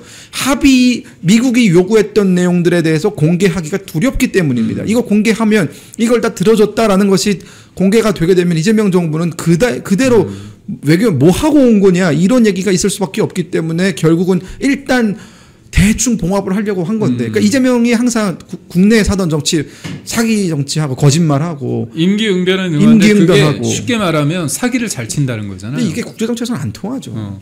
아니 이 시각은 어떤가 좀 우리 보좌관님 얘기를 듣고 싶은데 네. 한덕수 권한대행 때 네네. 협상을 하려고 했잖아요. 그렇죠. 최상목 경제부총리 통해서. 근데 주구장창 하지 말라고 했잖아요. 네. 이재명이 민주당하고. 그런데 저는 그렇게 봐요. 지금 우리가 뒤늦게 항상 하다 보면 일본이 먼저 가잖아요. 네. 그리고 우리가 따라가잖아요. 네. 그럼 그 기준점이 일본이 돼. 그렇죠. 그래서 일본만큼 퍼져. 근데 일본은 우리보다 경제 규모가 2.7배 커. 그렇죠. 그럼 체력이 버틸만 하잖아요. 우리는 안 되잖아요. 네. 그래서 저는 이렇게 나중에 협상을 하게 된 게 패착이라고 보는데 어떻게 보십니까? 무조건 패착이죠. 그러니까 이재명 대통령은 항상 그 보는 시야가 굉장히 좁아요. 그리고 외교 천재라는 말이 정말 말이 안 되는 것이 영어 한마디 못하는 외교 천재가 어디 있습니까? 자 보시면 아니 이번에 저기 누구냐 그 유엔 대사 보냈잖아요. 그 이따가 좀 예. 화가 나는데 그 부분도 왜냐면 저도 계속 분노하시나요? 네, 그것도 화가 나는데 자 보시면은 한독수 권한대행 같은 경우에는 전형적인 미국 통이에요. 그리고 통상에 우리나라에 이만한 전문가가 없었습니다. 그렇습니다. 그러다 보니까 미국 측에서는 저런 사람이 협상하러 오면 우리가 그래도 대화를 할 수 있겠다. 그러니까 어느 정도 상식적인 레벨에서 대화를 할 수 있겠다. 그리고 맥락을 아니까 사기를 못 쳐. 그렇죠. 그러니까 미국도 이게 점탱이 못 씌우거든요. 잘 아는 사람이기 때문에 빠삭하지 않습니까? 여기다 사실 그 최상목 총리도 경제적으로는 아주 그럼요. 도 같은 사람이기 때문에 이 두 사람 이 투톱 체제를 우리가 갔을 때에는 저는 확신하건대 일본보다 우리가 좋은 조건에서 그리고 우리가 첫 바다 일루수였기 때문에 첫 단추기 때문에 어느 정도는 양해가 된단 말이에요. 맞아요. 그리고 기준이 될 수도 있는 그리고 것이고. 그리고 좋잖아. 그렇죠. 좋아하는 사람들이 왔잖아. 네. 그리고 일본 같은 경우에는 미국이 일본에 대해서 좀 사감이 있는 게 지금 미국 내 시장에서 자동차 시장에서 1위가 도요타예요. 그리고 3위가 혼다입니다. 그러니까 1등과 4위가 혼다예요. 올해 바뀌었는데 1등과 4등은 일본 회사가 가지고 있어요. 그럼 미국 입장에서는 이게 얼마나 배가 아프겠습니까? 그러니까 일본을 타겟으로는 미국이 세게 나갈 수 없는 거예요. 근데 우리가 그걸 보고 일본을 기준으로 잡으면 괜한 애꿎은 현대가 여기다 유탄을 만든 겁니다. 도요타 속된 말로 조졌는데 그게 기준이 돼서 현대 그렇죠. 기아차가 되는 거예요. 그러니까 이게 머리가 안 좋은 거예요. 우리가 먼저 치고 나가면 우리는 사실 현대가 차지하고 있는 현대 기아가 미국 내 시장에서 차지하는 비중이 도요타만큼은 아니기 때문에 오히려 우리가 비집고 들어갈 수 있는 틈이 있거든요. 야, 우린 도요타 아니잖아 이러면서. 우리도 또 반도체라든가 이런 것들을 투자를 많이 하고 있지 않냐. 그리고 우리는 한미 FTA 그렇죠.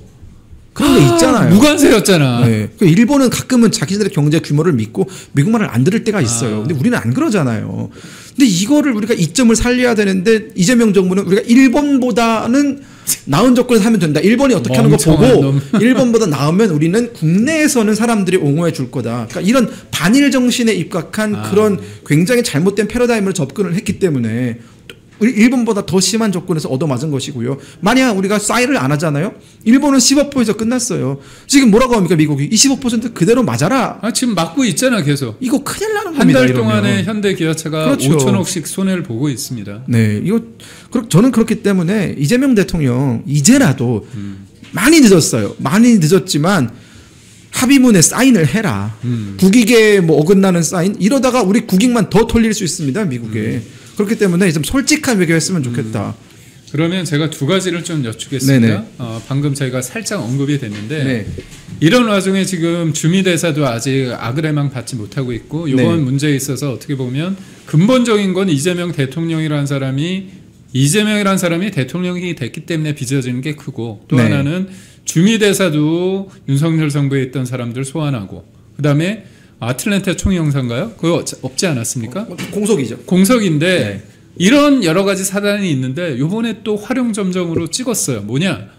유엔 대사를 외교 경험이 전무한 사람을 또 보냈더라고요. 네. 저도 영어는 잘 못하지만 최소한 저야 뭐 영어를 굳이 쓸 이유가 없기 때문에 근데 영어도 못하는 자기 동기? 변호했던 사람? 그 사람을 또 꽂았다고 하는데 어떻게 보십니까? 우리나라 유엔 가서 어떻게 하라는 겁니까 이거? 제가 주 유엔 한국 대표부를 3번 이상 방문했던 사람입니다. 그래서 제가 작년에 황준국 대사도 만나서 따로 이제 차도 마시고 밥도 먹었었거든요.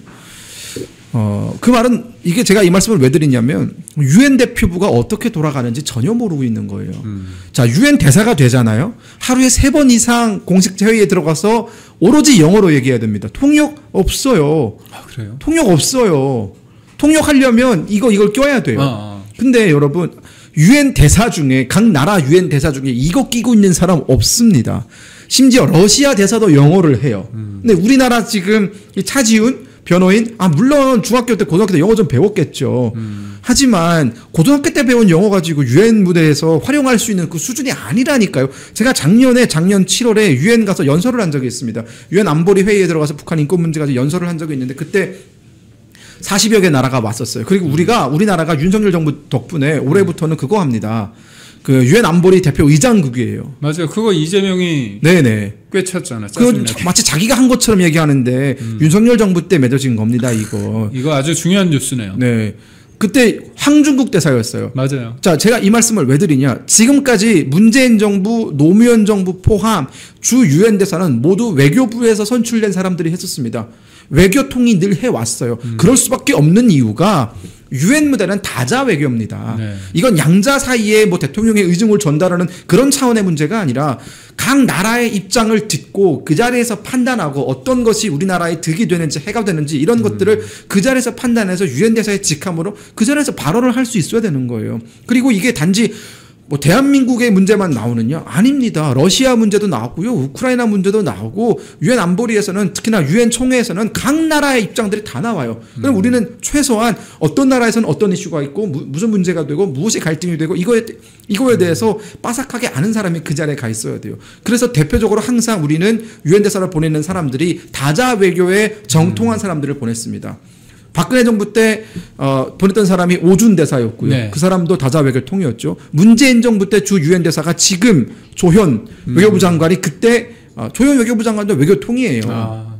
그때 유엔 대사였습니다. 무난하게 일 처리 잘했어요. 근데 갑자기 뭐 차지훈 이 듣보는 누굽니까 도대체? 제가 볼 때는 이재명이라는 사람은 어떤 사람이냐? 공직이 국민을 위해서 있는 공직이 아니라 자신의 친소 관계에 따라 네. 그냥 알받게 하는 거잖아요. 네. 그래서 저는 적당히 누울 자리를 보고 다리를 뻗어야 되는데 네. 앞뒤 가리지 않고 이런 식으로 본인을 그러니까 저는 이래. 사실상 저는 이 사람한테 많이 갚아야 될 게 많은 것 같아요. 차주현 뭐 변호인 본인 했잖아요. 변호인 했다면서요. 그러니까 변호인 했는데 재산은 줄지 않았다. 8개 사건에 12개 혐의로 네. 5개 재판을 받고 있는데 재산은 줄지 않았다는 이 엄청난 이재명. 참 제가 볼 때 나중에 특검해가지고 털어야 된다고 저는 보고 있는데. 유엔 대사들이요 주로 하는 게 뭐냐면 공식적인 회의도 하지만 거의 매일 연애를 갑니다. 그러니까 애프터 파티가 되게 많아요. 그 자리에서 정보들이 오고 가는 것이거든요. 그게 바로 외교예요. 그 자리 뉴욕에 가면은 여기 맨하탄이 있잖아요. 그러면 유엔 건물이 있습니다. 그럼 그 앞에 다 호텔이에요. 그러면 그 호텔들에 있는 바에는 매일 저녁 유엔 대표부 식구들이 와가지고 서로 교류하는 자리를 가집니다. 근데 그 자리에 통역을 데리고 가겠어요? 이거 굉장히 문제입니다. 왜냐하면 외교에 대해서 아무것도 모르는 사람이 연회장에 갔어요. 무슨 말을 할 수 있겠습니까? 그러니까 헛소리 하는 거예요, 그냥. 이재명이라는 사람 기준에서 봤을 때 외교를 보는 시각인 겁니다. 그러니까 오늘 이제 김근혁 보좌관님 통해 가지고 찰리 커크에 대해서 저도 좀 반성을 하게 되는데 그런 것 같습니다. 이제 서구 사회가 동양 그 동쪽 아시아를 이제 규정하는 거 했을 때 저도 대학교 때 뭐 오리엔탈리즘이라고 이렇게 인식을 했었는데 어떻게 보면 또 다른 오리엔탈리즘인 것 같습니다.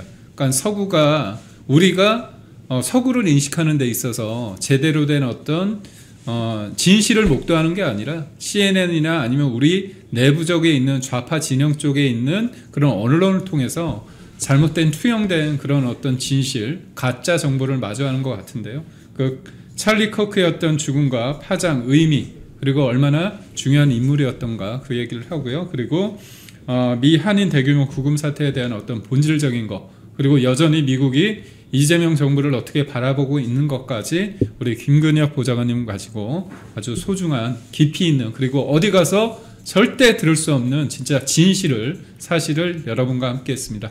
이거부터 좀 여쭤봐야 되겠어요. 이 조국 땅에 지금 성비위 사건이 터졌는데 네. 여성으로서 여성 정치인으로서 어떻게 봅니까 이거?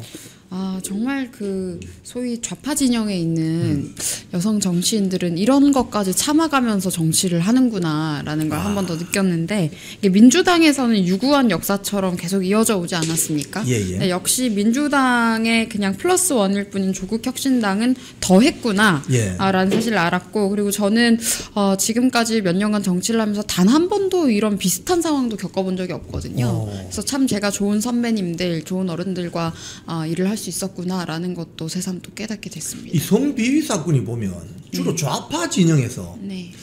뭔가 이 서로 간의 권력 관계, 종속 관계 이런 것들이 아주 은폐되기 십상인 그런 구조 속에서 이루어지는 것 같은데 현장에서 정치 현장 일선에서 뛰어보시면 좌파 정당 저기는 왜 저런 일이 자주 일어날까요?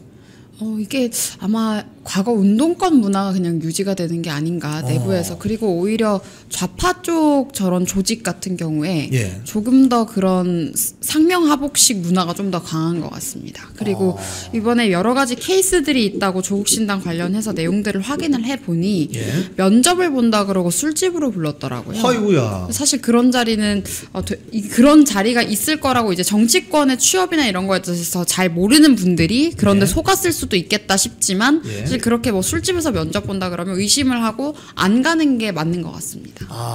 아니 면접을 왜 술집에서 보는 거죠? 그렇게 하면서 거기서 이제 부적절한 성추행 같은 것들을 했다라고 하더라고요. 정말 한심하기 짝이 없는. 그러니까 이게 뭔가 정치권에 대해서 그 환상을 좀 가지고 있는 그런 지망생들을 노려가지고 그런 성추행이나 이런 것들을 한 게 아닌가라는 생각을 합니다. 아니 이게 무슨 저 옛날에 그 뭐 연예계에서 네. 뭐 이렇게 뭐 신인 연예계 진출하려고 하는 그런 어떤 지원자들 네. 뭐 불러가지고 뭐 이렇게 뭐 나쁜 짓 하는 그런 거하고 너무 비슷한 것 같은데 이게 아까 말씀하신 것처럼 운동권 내부의 오래된 악습, 네.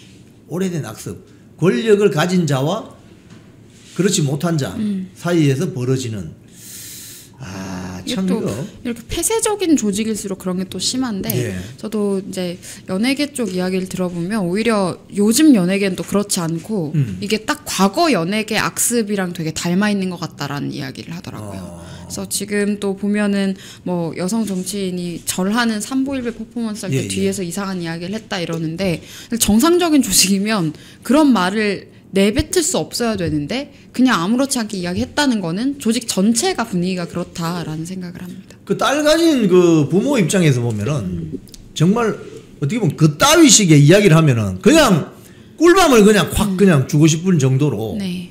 그리고 그 당사자 여성 입장에서 누가 그렇게 말하면 사실 그 자리에서 싸우거나 따지거나 할 수 있어야 되는데 분위기가 그렇지 않은 곳 같아요. 보니까 오히려 그런 것에 겁을 먹는다거나 약해지는 걸 보고 이게 정말 비정상적인 조직이구나. 과거에 안희정, 박원순, 오거돈과 같은 일이 괜히 있었던 일이 아니다라는 생각이 들었습니다. 지금 근데 조국이는 자기가 비당원이었기 때문에 뭐라고 좀 관여할 수가 없었다 그렇게 이야기하던데 그거 어떻게 보십니까? 본인의 이름을 걸고 만든 당이잖아요. 그렇게 이야기하는 건 굉장히 비겁하다. 참 조국스럽다라는 생각을 합니다. 참 그렇군요. 자, 우리 미국에서 벌어진 일 이거 어떻게 보십니까? 그게 뭐 학생 비자로 가 있는 사람도 나왔다고 하던데요. 네, 지금 이제 그동안 기업에서 제가 볼 때 비자 발급이 어렵기 때문에 학생 비자나 여행자 비자를 통해서 출장을 보내거나 이렇게 해왔던 것 같습니다. 그리고 지금 또 하청업체들이 또 그런 상황인 것 같은데 이거는 어떻게 보면 미국 입장에선 편법일 수 있어요. 그러니까 바이든 정부에서는 불법 이민자까지 용인했던 시절이었기 때문에 이런 것들에 대해서 뭐 세세하게 문제제기를 안 했다고 하지만 지금 트럼프 정부는 이런 부분들에 대해서 엄격하게 단속하는 걸 기조로 삼고 있습니다. 그렇죠. 네, 그리고 뭐 산업 스파이나 이런 게 있을 수도 있으니까요. 이제 미국의 입장에서는 그래서 단속을 한 건데 이제 많은 분들이 뭐 시점이나 이런 것들로 추측을 하시는 것 같아요. 뭐 이재명 외교 실패 때문 아니냐, 아니면 이재명에게 겁주기 위한 용도가 아니냐라고 하시는데 저는 일단 시기적인 걸 봤을 때는 그 지역의 공화당 소속 정치인이 신고를 했습니다. 미국인이. 그 무슨 여성 정치인 하원 의원 그죠? 네네, 하원 의원 신고를 했기 때문에 이루어졌다라고 시점은 일단은 그렇게 생각이 되는데 다만. 이재명 정부가 외교를 제대로 했다면 이렇게 쇠사슬에 묶여서 가는 장면에 한국이라는 이름이 팔리는 일은 없지 않았을까라는 생각을 하거든요. 아니 그게 요번에 보니까 이게 본보기처럼 보여줬고 딱 걸렸다 이거죠, 그죠? 네. 근데 이제 체포된 사람들의 얼굴은 특정되지 않았는데 약간 촬영을 밑으로 했더라고요. 네. 뭐 손에 쇠사슬을 묶는 장면 그리고 뭐 두 발목 사이에서도 쇠사슬을 묶어가지고 버스에 태우는 장면 이게 아니 우리만 보는 게 아니라 전 세계 사람들이 다 보잖아요. 이게 무슨 망신입니까 이게? 그렇죠. 이렇게 되면 우리나라 이 브랜드 이미지가 추락하는 거 아닙니까? 그렇죠. 이제 그 기업들 같은 경우에도 사실 그동안 이렇게 편법을 써왔던 이미지처럼 보이기도 하고 불체자들을 통해서 본인들의 이익을 챙겨왔던 것처럼 이제 미국 국민들에게는 비춰질 수 있겠죠. 죄송합니다. 그러면 정부는 지금 뭘 해야 됩니까? 그동안 정부가 필요할 때마다 기업을 찾았으니 예. 이제 기업이 필요할 때 정부가 좀 나서서 미국 정부와 어떠한 중간지대 정도를 찾아야 하지 않을까. 그리고 적어도 이제 지금 한국인만 있는 건 또 아니라고 하더라고요. 이 한국 직원들에 대해서 여러 가지 불명예에 대해서는 좀 벗게 해줘야 되지 않나. 이게 본인 개인이 불체자로 있으려고 간 것도 아니고 기업에서 주는 비자 받아서 그냥 가서 일하면 되는 줄 알고 가신 분들이 많을 거잖아요. 근데 이렇게 해서 기록에 남게 되면은 뭐 평생 우방국을 갈 때 어려움이 생긴다거나 특히 미국 같은 경우에는 입국도 어려워질 수 있거든요. 그래서 이런 부분들은 정부 차원에서 풀어내야겠죠. 풀 수 있을지는 모르겠지만. 근데 지금 그 용산 대통령실 비서실장 강훈식입니까? 네. 전세기 띄운다고 주말에 뭐 해서 뭐 금방 지금 해결될 것처럼 지금 하고 있는데 이게 해결될 것 같아요? 이번 주 안에? 이게 한미 정상회담도 그렇지 않았습니까? 굉장히 부풀려서 너무 사이가 좋고 화기애애해서 합의문도 필요 없다라고 했지만 일본은 관세 25%에서 15%로 이미 명문화에서 확정을 받아냈는데 네. 우리는 그런 거 없잖아요. 그리고 트럼프 대통령이 미국 국무회의 하면서 한국에서 관세로 뭘 해보려고 하는 것 같은데 아무것도 달라진 건 없다라고 못을 박아버렸습니다. 그러니까 이미 거기서 본인들이 무능하다는 걸 증명을 한 것이고 대통령실 강효정 대변인은 분위기가 너무 화기애애해서 문서가 필요 없을 정도였다라는 말도 안 되는 이야기를 했었지만 예. 사실은 어떠한 실적도 만들지 못했다. 그리고 우리가 정말 몇백 조에 달하는 우리나라 돈은 거기다가 이제 미국에 전부 다 투자를 하면서 우리가 주는 건 있는데 우리가 얻는 게 없는 상황이잖아요. 그리고 그 얻는 게 있었다면 그게 무엇인지도 설명할 수 없는 상황이고. 그래서 지금 강훈식 비서실장 같은 경우에도 그날에도 많이 이렇게 부풀리는 소위 허세를 부렸습니다. 예. 뭐 수지 와일스 비서실장이랑 막 얘기를 해서 이재명 대통령에 대한 여러 가지 오명을 좀 벗겨냈다, 오해를 좀 풀었다, 뭐 이런 이야기를 했지만 지금 또 이제 똑같은 맥락이라고 봅니다. 전세기라는 단어를 쓰면서 부풀리는 거죠. 전세기 타고 직접 날아간다. 그런다고 뭐 해결이 되나요? 해결이 됐는지 안 됐는지는 우리가 확인할 수가 없는 건데 그냥 그런 행동만 하면 마치 모든 게 해결될 것처럼 당장 여론만 좀 불식시키기 위해서 이런 식으로 이야기하는 게 아닌가 싶습니다. 아니 그러니까 지금 미국 입장에서 보면은 거기 구금된 사람들은 미국 이민법을 어긴 사람들이잖아요. 네. 그런데 소위 말해서 불법 체류자잖아요. 네. 그죠? 네. 그런데 그 사람들을 한국 정부가 전세기를 가지고 와서 모시고 간다? 이렇게 하면 미국 여론이 어떻게 되겠습니까? 그럼 미국 경찰이나 미국 법원이 아니 자기 나라 이민법을 어겨서 여기서 문제가 된 사람들인데 입건이 되었는데 네. 그걸 전세기를 다 대한민국 정부가 전세기를 보내서 가져간다? 그것도 뭐 현대자동차나 LG 엔솔이 뭐 전세기를 준비한 게 아니고 네. 한국 정부가 전세기를 가져온다. 이러면 이거 오해받는 거 아닙니까? 되게 우스워지는 거죠. 사실 미국 입장에서 원칙대로 했을 뿐이다. 이거 트럼프 대통령도 직접 언급을 했습니다. 예. 원칙대로 한 거라고 이야기를 했는데 일리걸 에일리언, 불법 체류자들에 대해서는 원칙대로 우리는 한다. 그 입장을 고수한다라는 이야기만 했는데 예. 이게 정부에서 가서 불체자들에 대해서 어떻게 해서든지 대변을 하는 모습이 또 과연 좋을 것인가. 그렇죠. 미국 입장에서는 그러면 한국이라는 나라는 정부와 결탁을 하고 불체자 신분을 이용해서 그렇죠. 그동안 미국에서 여러 가지 경제적으로 본인들이 갈취해온 게 아닌가라는 생각을 할 수밖에 없죠. 그리고 그걸 직접 증명하는 모양새가 될 수도 있습니다. 아니 근데 이게 사건이 입건이 되면 처리하는데 시간이 꽤 걸릴 텐데 어제 강훈식이 이야기하는 걸 들어보면은 뭐 내일이라도 당장 뭐 전세기를 띄워서 네. 무슨 뭐 인질 이 뭐랄까 억울하게 뭐 필압된 인질을 구출해 오는 것처럼 그런 뉘앙스로 이야기를 하는데 이게 비서실장이 할 소리인지. 그러니까 이게 아이러니한 게 과거에 테러범들이 이제 우리나라 국민들 죽이겠다고 협박을 했다거나 그리고 억지로 지금 월북이 되어버린 그런 공무원들에 대해서 문재인 정부나 이재명이나 뭐 이런 민주당 인사들이 표현해 왔었던 그런 태도를 생각하면 되게 우습습니다.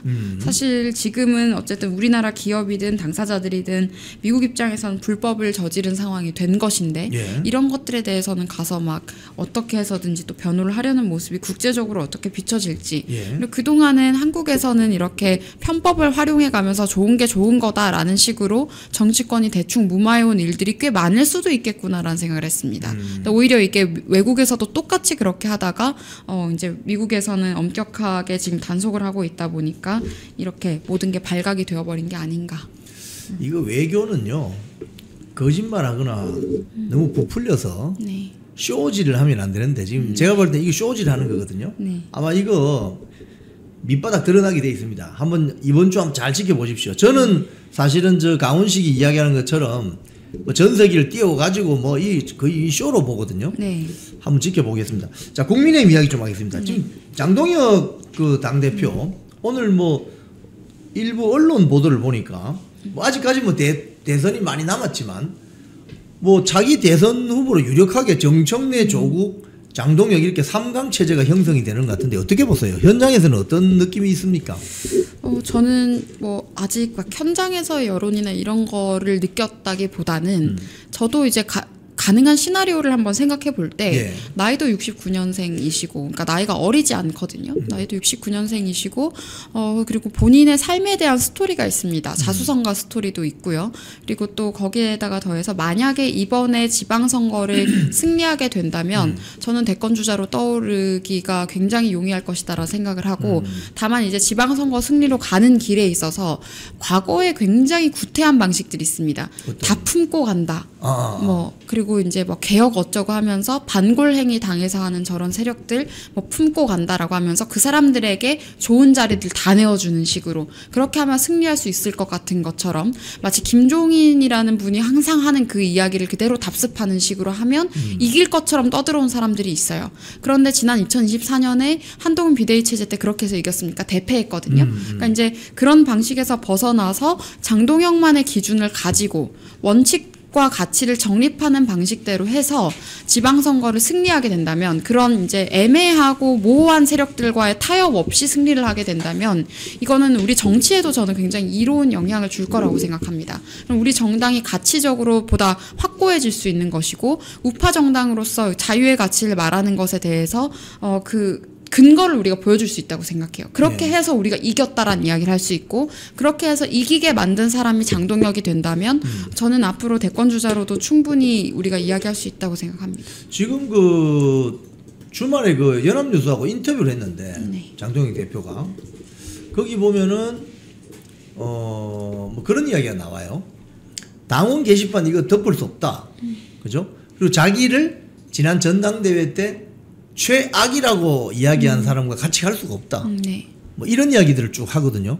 그러니까 그동안 사실 장동혁 대표 체제가 출범하고 나서 일주일도 안 되었는데 안팎에서 막 흔들었단 말이에요. 네. 장동혁 체제를. 그죠? 네. 근데 주말에 있었던 연합뉴스 인터뷰를 보니까 이게 완전히 그냥 판이 뒤집어 버리는. 그래서 저게 장동혁 표 선명성이구나. 뭐 당원 게시판 사건도 지금 당무감사위원장 선임되면 바로 하겠다는 거 아닙니까? 네. 그리고 윤석열 대통령 접견도 지금 시기를 보고 있다. 뭐 할 거다. 그리고 뭐 여의도 연구원장도 뭐 혁신적으로 바꾼다. 그리고 방송에 나가는 사람들도 국민의힘 패널 인증제를 하겠다. 이런 어떤 멘트, 주말의 멘트 어떻게 네. 보십니까? 이게 가치와 기강을 확립하는 방향에 있어서 꼭 필요한 조치들이라고 생각을 합니다. 예. 그러니까 뭐 과거에는 이렇게 무조건 우리 당에 침뱉는 세력들을 무슨 중도 확장성 있는 것처럼 네. 이야기했는데 그게 아니거든요. 예, 예. 전 처음부터 아니라고 항상 이야기했는데 드디어 이제 그런 부분들에 대해서 문제의식을 가지고 해결 방법까지 갖고 계신 분이 당대표가 됐다는 생각이 들고요. 예. 또 지금 한동훈 세력 같은 경우에는 아시겠지만 굉장히 폐륜적인 행위들을 하고 있습니다. 그래서 그런 분들은 가치에 맞는 곳으로 떠나는 게 맞고 사실 예. 그들의 정체성이라고 한다면 조국당이라거나 아니면 정의당 정도가 가장 적합한 사람들이다라는 생각을 합니다. 그래서 배제해도 저는 상관없다고 생각을 하고요. 예, 예. 또 패널 인증제나 이런 것도 정말 필요하다고 생각을 하는데 뭐 장성철이나 이렇게 이름 알려진 분들 아실 겁니다. 근데 그분들이 하는 거라고는 좌파 방송에 가서 카더라 이야기하면서 본인이 세상에 대한 모든 비밀을 알고 있는 것처럼 하면서 예. 이간질을 하고 뒷담화하고 보수를 우습게 보이게 만듭니다. 그래서 그런 사람들이 보수라는 이름으로 무슨 국민의힘을 대체하는 대체자로서 패널로 나가서 입장을 말하는 일은 없어야 되지 않을까라는 생각을 하고요. 예. 또 같이 확립하는 부분들에 있어서 이게 어떠한 단속을 한다기보다는 당연한 겁니다. 정당은 가치 공동체니까요. 그런데 민주당과 같은 결을 갖고 있으면서 본인의 친분이나 이익관계나 낙하산으로 들어오기 쉽다는 이유로 들어와서 이권을 차지하고 있는 세력 없어져야 되는 거고요. 예. 그리고 여의도 연구원이라고 한다면 민주당 민주연구원 보세요. 거기에 우파 인사가 개입한 적이 있습니까? 없거든요. 그렇죠. 근데 우리는 좌파적인 성향을 갖고 있는 사람을 중도라고 이야기를 하면서 여의도 연구원 요직에 임명한다거나 그렇게 하다 보니까 계속 엇나가는 겁니다. 그러니까 여의도 연구원도 제대로 된 자유의 가치에 입각을 해서 제대로 된 중장기 플랜이라거나 정책적인 여러 가지 연구를 진행할 수 있는 지금 여의도 연구원도 좀 저는 물갈이라거나 그리고 이 조직 자체에 대한 개선이 굉장히 필요한 조직이라고 봅니다. 그래서 이런 것들도 지금 장동혁 대표가 좀 잘 추진을 해야 하지 않을까. 그리고 그 부분에 대해서 본인이 문제의식을 많이 갖고 계신 것 같습니다. 근데 이 방송 패널 인증제 있잖아요. 네. 이걸 효과적으로 진행하려면은 당에서 어떻게 해야 됩니까? 제도적으로. 저도 그 부분에 대해서 무슨 논의가 이루어지고 있는지는 사실 잘 모르겠습니다. 저도 현직 당직자가 아니기 때문에. 근데 다만 제가 말씀드렸던 그런 인물들이 국민의힘 대체자로 또는 국민의힘의 입장에서 이야기할 수 있는 사람으로 또는 보수의 가치를 대변하는 것처럼 해서 방송에 나가는 일은 없어야 하지 않을까. 이제 그런 부분들에 대한 단속을 좀 해야 하지 않을까 싶어요. 여전히 공중파나 종편이나 이런 데 보면은 한동훈계라는 이름을 가지고 계시는 분들 그분들 근데 썩 말도 못합니다. 말도 못하지만 하는 거라고는 뒷담 하나 이제 남 음해하는 이야기들 그런 것들을 하거든요. 그래서 그런 사람들은 패널 활동할 능력도 되지 않고 또 우리 당에 대한 대표성은 전혀 없지 않나라는 생각을 합니다. 지금 우리 백지원 대변인 같은 경우에 저 지상파나 종편에 출연한 데가 계세요? 과거에 이제 간헐적으로 예. 네, 출연을 했었고 한동훈 체제 이전에 했었고 한동훈 체제 이후에는 한 적이 거의 없는 것 같습니다. 그러니까 이게 당 대표가 누가 되느냐에 따라서 네. 그 방송에 출연하는 패널들이 그 방송사들이 좀 영향을 받는 것 같아요. 네, 그게 아무래도 당직을 갖고 있는 사람들에 대해서 이제 우선적으로 한다거나 이렇게 할 수는 있겠지만 그렇게 하기 위해서는 이제 스피커로 나갈 수 있는 사람에게 스피커가 될 수 있는 당직을 부여를 한다거나 이런 임명 권한의 사용도 중요하지 않을까 싶습니다.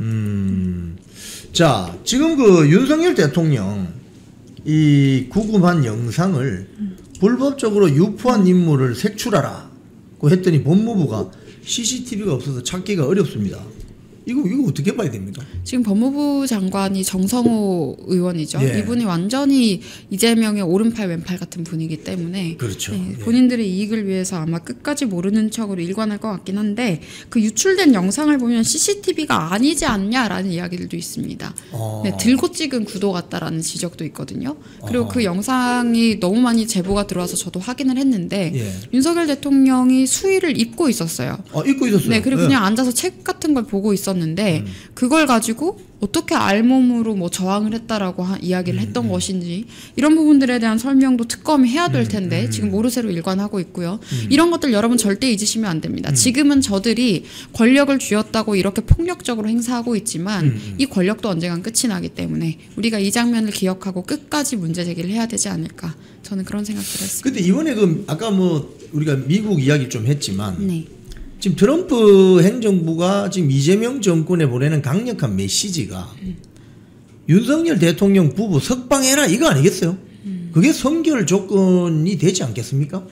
그런 이야기가 직접 협상 테이블에 올라온 것은 아니지만 이제 트럼프 대통령과 트럼프 정부 주요 인사들을 배출한 싱크탱크에서 네.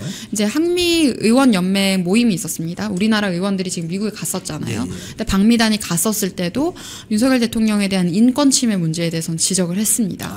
네, 그리고 이제 트럼프 대통령도 직접 한미 정상회담 직전에 기자들을 대면하면서 오산 공군기지에 특검이 침입한 일에 대해서 주한미군이 있는데 그 기지에 침입한 일에 대해서 지적을 했고 아예 그 땅을 미국에 달라라는 이야기는 이재명을 만나서 대면하면서 했었습니다. 그러니까 그렇게 했기 때문에 지금 여러 가지 문제에 대해서 분명히 파악을 하고 있는 것 같아요. 다만 이게 내정 간섭이 될 수 있기 때문에 그런 직접적인 의도를 가진 발언은 나오기 어려울 것이다. 그리고 또 너무 이렇게 과도하게 상상을 하게 되면은 또 국민 여러분께서 잘못하면 미국이 모든 걸 해결해 줄 것처럼 또 수동적인 생각을 하실 수 있는데 국제 정치에서 본인의 나라에 이익이 되지 않는 외교적인 행위를 하는 나라는 없습니다. 그리고 그리고 내정 간섭에 걸릴 수 있는 행위는 굉장히 조심해야 되기 때문에 그렇죠. 잘못된 희망 고문은 저는 하지 않는 게 맞다고 생각을 하고 앞으로 우리 당에서 투쟁을 어떻게 해 가느냐. 그러니까 이 투쟁의 방식도 과거와 똑같아서는 안 됩니다. 10년 전에 박근혜 대통령 탄핵 당시 했던 그 투쟁 방식만으로는 이길 수 없다라는 것을 우리가 이미 확인을 하지 않았습니까? 예. 그럼 보다 영리하고 영민하게 움직여야 하는데 그렇게 하기 위해서는 공중전도 굉장히 중요합니다. 예. 프레임 전쟁이거든요, 사실. 그래서 이 부분에 대해서 저는 장동혁 대표가 문제를 인식을 하고 여러 가지를 좀 전략적으로 접근할 수 있었으면 좋겠습니다. 그리고 우리 이야기 한번 해봅시다. 이제 지방선거가 내년 6월인데 지금 이제 9월달 이제 중반 넘어가게 되면 곧 추석이잖아요. 그럼 추석 때 이제 뭐 민족 대이동이 일어나기 때문에 민심의 변화도 느낄 수 있고 뭐 서울의 이야기가 또 각 고향에 가서 펼쳐지게 되고 또 고향의 이야기가 피드백이 되어서 또 서울에 올라오기도 되는데 내년 지방선거에서 국민의힘이 좀 좋은 성적을 거두려면 좀 2030, 뭐 40까지 좀 젊은 세대들을 왕창 공천 줘서 좀 혁신하는 방법 없습니까? 어떻게 보세요? 근데 이게 나이 때문에 무조건 공천 우대를 하는 거는 또 이게 공정성에서 어긋날 수 있기 때문에 예. 다만 그 지역에서 정말 이길 수 있는 경쟁력 있는 후보를 공천하는 게 제일 중요할 것 같습니다. 그러니까 뭐 예를 들어서 지역 유지 아들이라고 청년이라고 공천한다 이런 일은 없어야 되겠죠. 그 지역에서 더 나이 많은 분이 지역에 헌신하고 기여한 바가 커서 이제 그분이 오히려 당선 가능성이 높은데 지역 유지 아들이라고 공천하는 이런 일은 없어야 된다고 생각하기 때문에 나이로만 접근하는 건 그래서 저는 위험하다고 생각하고요. 정말 잘 생각을 해야 됩니다. 그 지역구에서 이길 수 있는 사람을 공천을 해야 되는데 뭐 이권으로 엮여 있는 정말 누가 봐도 당선이 안 될 것 같은 사람만 공천을 하는 일은 없어야겠다. 그래서 그 경쟁력을 보고 개개인 인물에 대한 경쟁력을 잘 파악을 해서 공천했으면 좋겠습니다. 일단 아직 지방선거까지는 시간이 꽤 남아 있습니다. 한 9개월 정도 남아 있다고 봤을 때 네. 2030 청년들을 좀 더 뭐 이번에 후보로 못 나가더라도 아까 말씀하신 그 부분은 맞아요. 생물학적으로 나이가 젊다고만 해서 무조건 다 공천을 주면 안 되는 거거든요. 그런데 그럼에도 불구하고 2030 청년들을 이렇게 주요 선거 때마다 경험을 할 수 있도록 뭐 배치를 한다든지 또는 뭐 육성할 수 있는 안이 나와야 되는데 국민의힘이 그게 조금 그동안 좀 부족했던 거 아닌가요? 근데 사실 이게 스스로 크고 있는 사람도 밟아서 문제였던 것 같아요. 저는 이 조직은 민주당은 뭔가 싹이 튼다 싶으면 뭔가 그 사람을 굉장히 활용을 잘합니다. 그러니까 뭐 임명직 최고에 임명을 해서 뭐 경험을 만들어 준다거나 아니면 뭐 공천을 해준다거나 이렇게 해서 스타성이 조금 보이면 그 사람을 확실하게 본인들이 경험을 통해서 이 사람이 성장할 수 있는 기회를 제공을 하는데 인재를 키우고 인재 귀한 줄 아는 것처럼 이렇게 합니다. 민주당이 또 그런 것들은 우리보다 우위에 있다고 봅니다.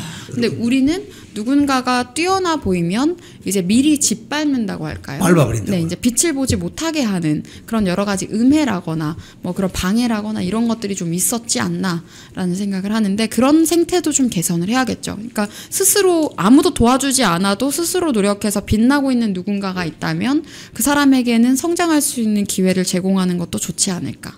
네. 그리고 저도 제가 아는 친구들 중에서도 뭐 기초의원이나 뭐 광역의원을 하는 친구들이 있는데 그 중에서도 그 지역에서 굉장히 잘하고 있는 분들도 계세요. 네. 그래서 그런 분들은 또 뭐 재선이 될 수 있도록 기회를 제공하고 그렇게 했으면 좋겠습니다. 내년 뭐 아직 뭐 지방선거 한참 남았지만 네. 지금 연말까지 민주당은 지금 특검 전국으로 계속 가려고 하는 거 아니겠습니까? 네. 그 과정에 뭐 트럼프 행정부로부터의 또 어떤 또 조치가 있을지도 모르겠는데 네. 이렇게 가게 되면 내년 지방선거 아직 조금 시간은 남아있지만 주요 아젠다가 어떤 게 될 가능성이 있어 보입니까? 한 몇 가지 정도. 아직은 시간이 너무 많이 남은 것 같은데요. 우리가 이게 정책적 아젠다라거나 그리고 메시지 전쟁에서 아젠다를 선점을 전 해야 된다고 생각하는데 항상 선거철만 되면 우리가 수렁으로 빠지는 이유가 합당 이슈나 개파 이슈 같은 거에 빠질 때가 있습니다. 뭐 품어야 된다 뭐 이런 이야기 나오면서 네, 막 반고랭이를 하는 사람들이 본인들이 이제 우대를 받기 위해서 그런 식으로 언플을 하는 게 있는데 있는데 그런데 끌려다니면 안 되고 완전히 메시지 전쟁에서 우위를 점해야 되는데 예를 들어서 조국신당 같은 경우 조국당 같은 경우에 지금 이번에 성비위 있지 않았습니까? 이런 것들로도 충분히 얘기할 수 있고요. 그리고 조국이라는 인물 자체가 제가 이제 이재명이 제일 지금 거슬려야 할 인물이다라고 할 정도로 문제가 많기 때문에 입이 리스크입니다. 말만 하면 다 리스크가 터져요. 지금 최강욱 이런 인물들도 그렇고 그리고 지금 이제 나경원 의원을 법사위에서 공격했었던 서영교 의원 같은 사람들 막 소리 질러대고 이런 사람들 비호감 이미지 있는 사람들 많거든요. 그렇죠. 우리도 적극적으로 공격하고 그들이 그리고 하는 얘기들을 보면 터무니없는 게 너무 많아요. 가령 또 조국당을 제가 공격할 수 있는 걸 얘기한다면 황운하 의원 같은 사람 본인이 경찰 간부 출신임에도 불구하고 과거에 우리가 마약과의 전쟁을 이야기를 하니까 그런 것들은 할 필요가 없다. 마약과의 전쟁을 이야기하는 사람들의 의도가 불순하다 같은 이상한 이야기를 했거든요. 저는 이분의 의도가 더 불순하다고 봅니다. 마약 범죄 같은 것들을 숨기려고 하고 가리려고 하는 이런 인물들이 있기 때문에 이런 것들도 우리가 문제 삼을 수 있고 그리고 안보 리스크 같은 것도 충분히 터질 수 있기 때문에 그런 이야기도 할 수 있고요. 여러 가지 할 수 있는 것들은 굉장히 많습니다. 그러면 이게 당 지도부가 그런 어떤 메시지 생산, 메시지 전파, 확산 할 수 있는 어떤 컨트롤 타워 같은 게 있어야 되지 않나요? 사실 저는 대표 자체가 곧 컨트롤 타워라고 생각을 하는데 다만 정책의 결의나 이런 것들을 하려면 이제 당직자 인선 아직 안 된 인선이 있지 않습니까? 앞으로 당직자 인선도 좀 중요하지 않을까. 여의도 연구원장도 그렇고. 그렇죠. 우리 백지원 대변인님 좀 주요 당직으로 좀 가시면 안 돼요? 제가 갈 수 있다고 갈 수 있는 게 아니니까요. 뭐 그런 역할을 맡겨주신다면 저는 뭐든지 잘 해낼 자신이 있습니다. 예, 우리 백지원 대변인님하고 이렇게 대담을 해보면 참 이런 식으로만 하면 우리나라 진짜 정치가 좀 혁신될 수 있겠다 이런 생각을 해봅니다. 자, 우리 오늘 방송 정리하면서 시청자님들께 마지막 한 말씀 좀 부탁드리겠습니다. 네. 지금 저는 조국이 계속해서 2030 분열 선동을 하고 있는 부분을 마지막으로 지적드리고 싶습니다. 조국이 처음에는 이렇게 얘기했습니다. 2030 극우다. 그런데 그 프레임이 먹히지 않으니까 그 다음에는 서울에 잘 사는 2030이 극우다라고 했는데 이것도 지적을 받으니까 또 2030 남자가 또 극우다라고 하면서 온갖 갈라치기, 그러니까 문재인 정부 때 했었던 지역 갈라치기, 성별 갈라치기, 계층 갈라치기를 하고 있는데 절대 이런 선동에 넘어가면 안 됩니다. 그리고 우리 젊은 층들이 앞으로 우리가 계속해서 타파해 나가야 할 기득권 세력의 상징이 바로 문재인과 조국 같은 정치 기득권이다라는 점을 한 번 더 명확히 말씀드리고 싶습니다. 감사합니다. 감사합니다. 네. 잘 다니던 회사에서 해고됐습니다. 외롭고 힘들었습니다. 내 혼자 이렇게 외톨이가 되는 거 아닌가 걱정이 앞섰습니다. 그런데 하루 이틀 시간이 지나니까 많은 애국 국민들이 찾아와 주셨습니다. 그래서 우리는 승리했습니다. 혼자 가면 외로운 길이지만 같이 가면 즐거운 여정이 됩니다. 나라를 지키고 대한민국 정치 혁신을 바라시는 분들이 계시다면 우잘사 회원에 가입해 주십시오. 우파는 잘 싸워, 우리도 잘 싸워. 우잘사 회원에 가입하시면 나라를 살리고 대한민국 정치를 혁신할 수 있습니다. 우잘사 회원이 되셔서 다 같이 손잡고 즐거운 여정에 동참합시다. 우잘사 화이팅!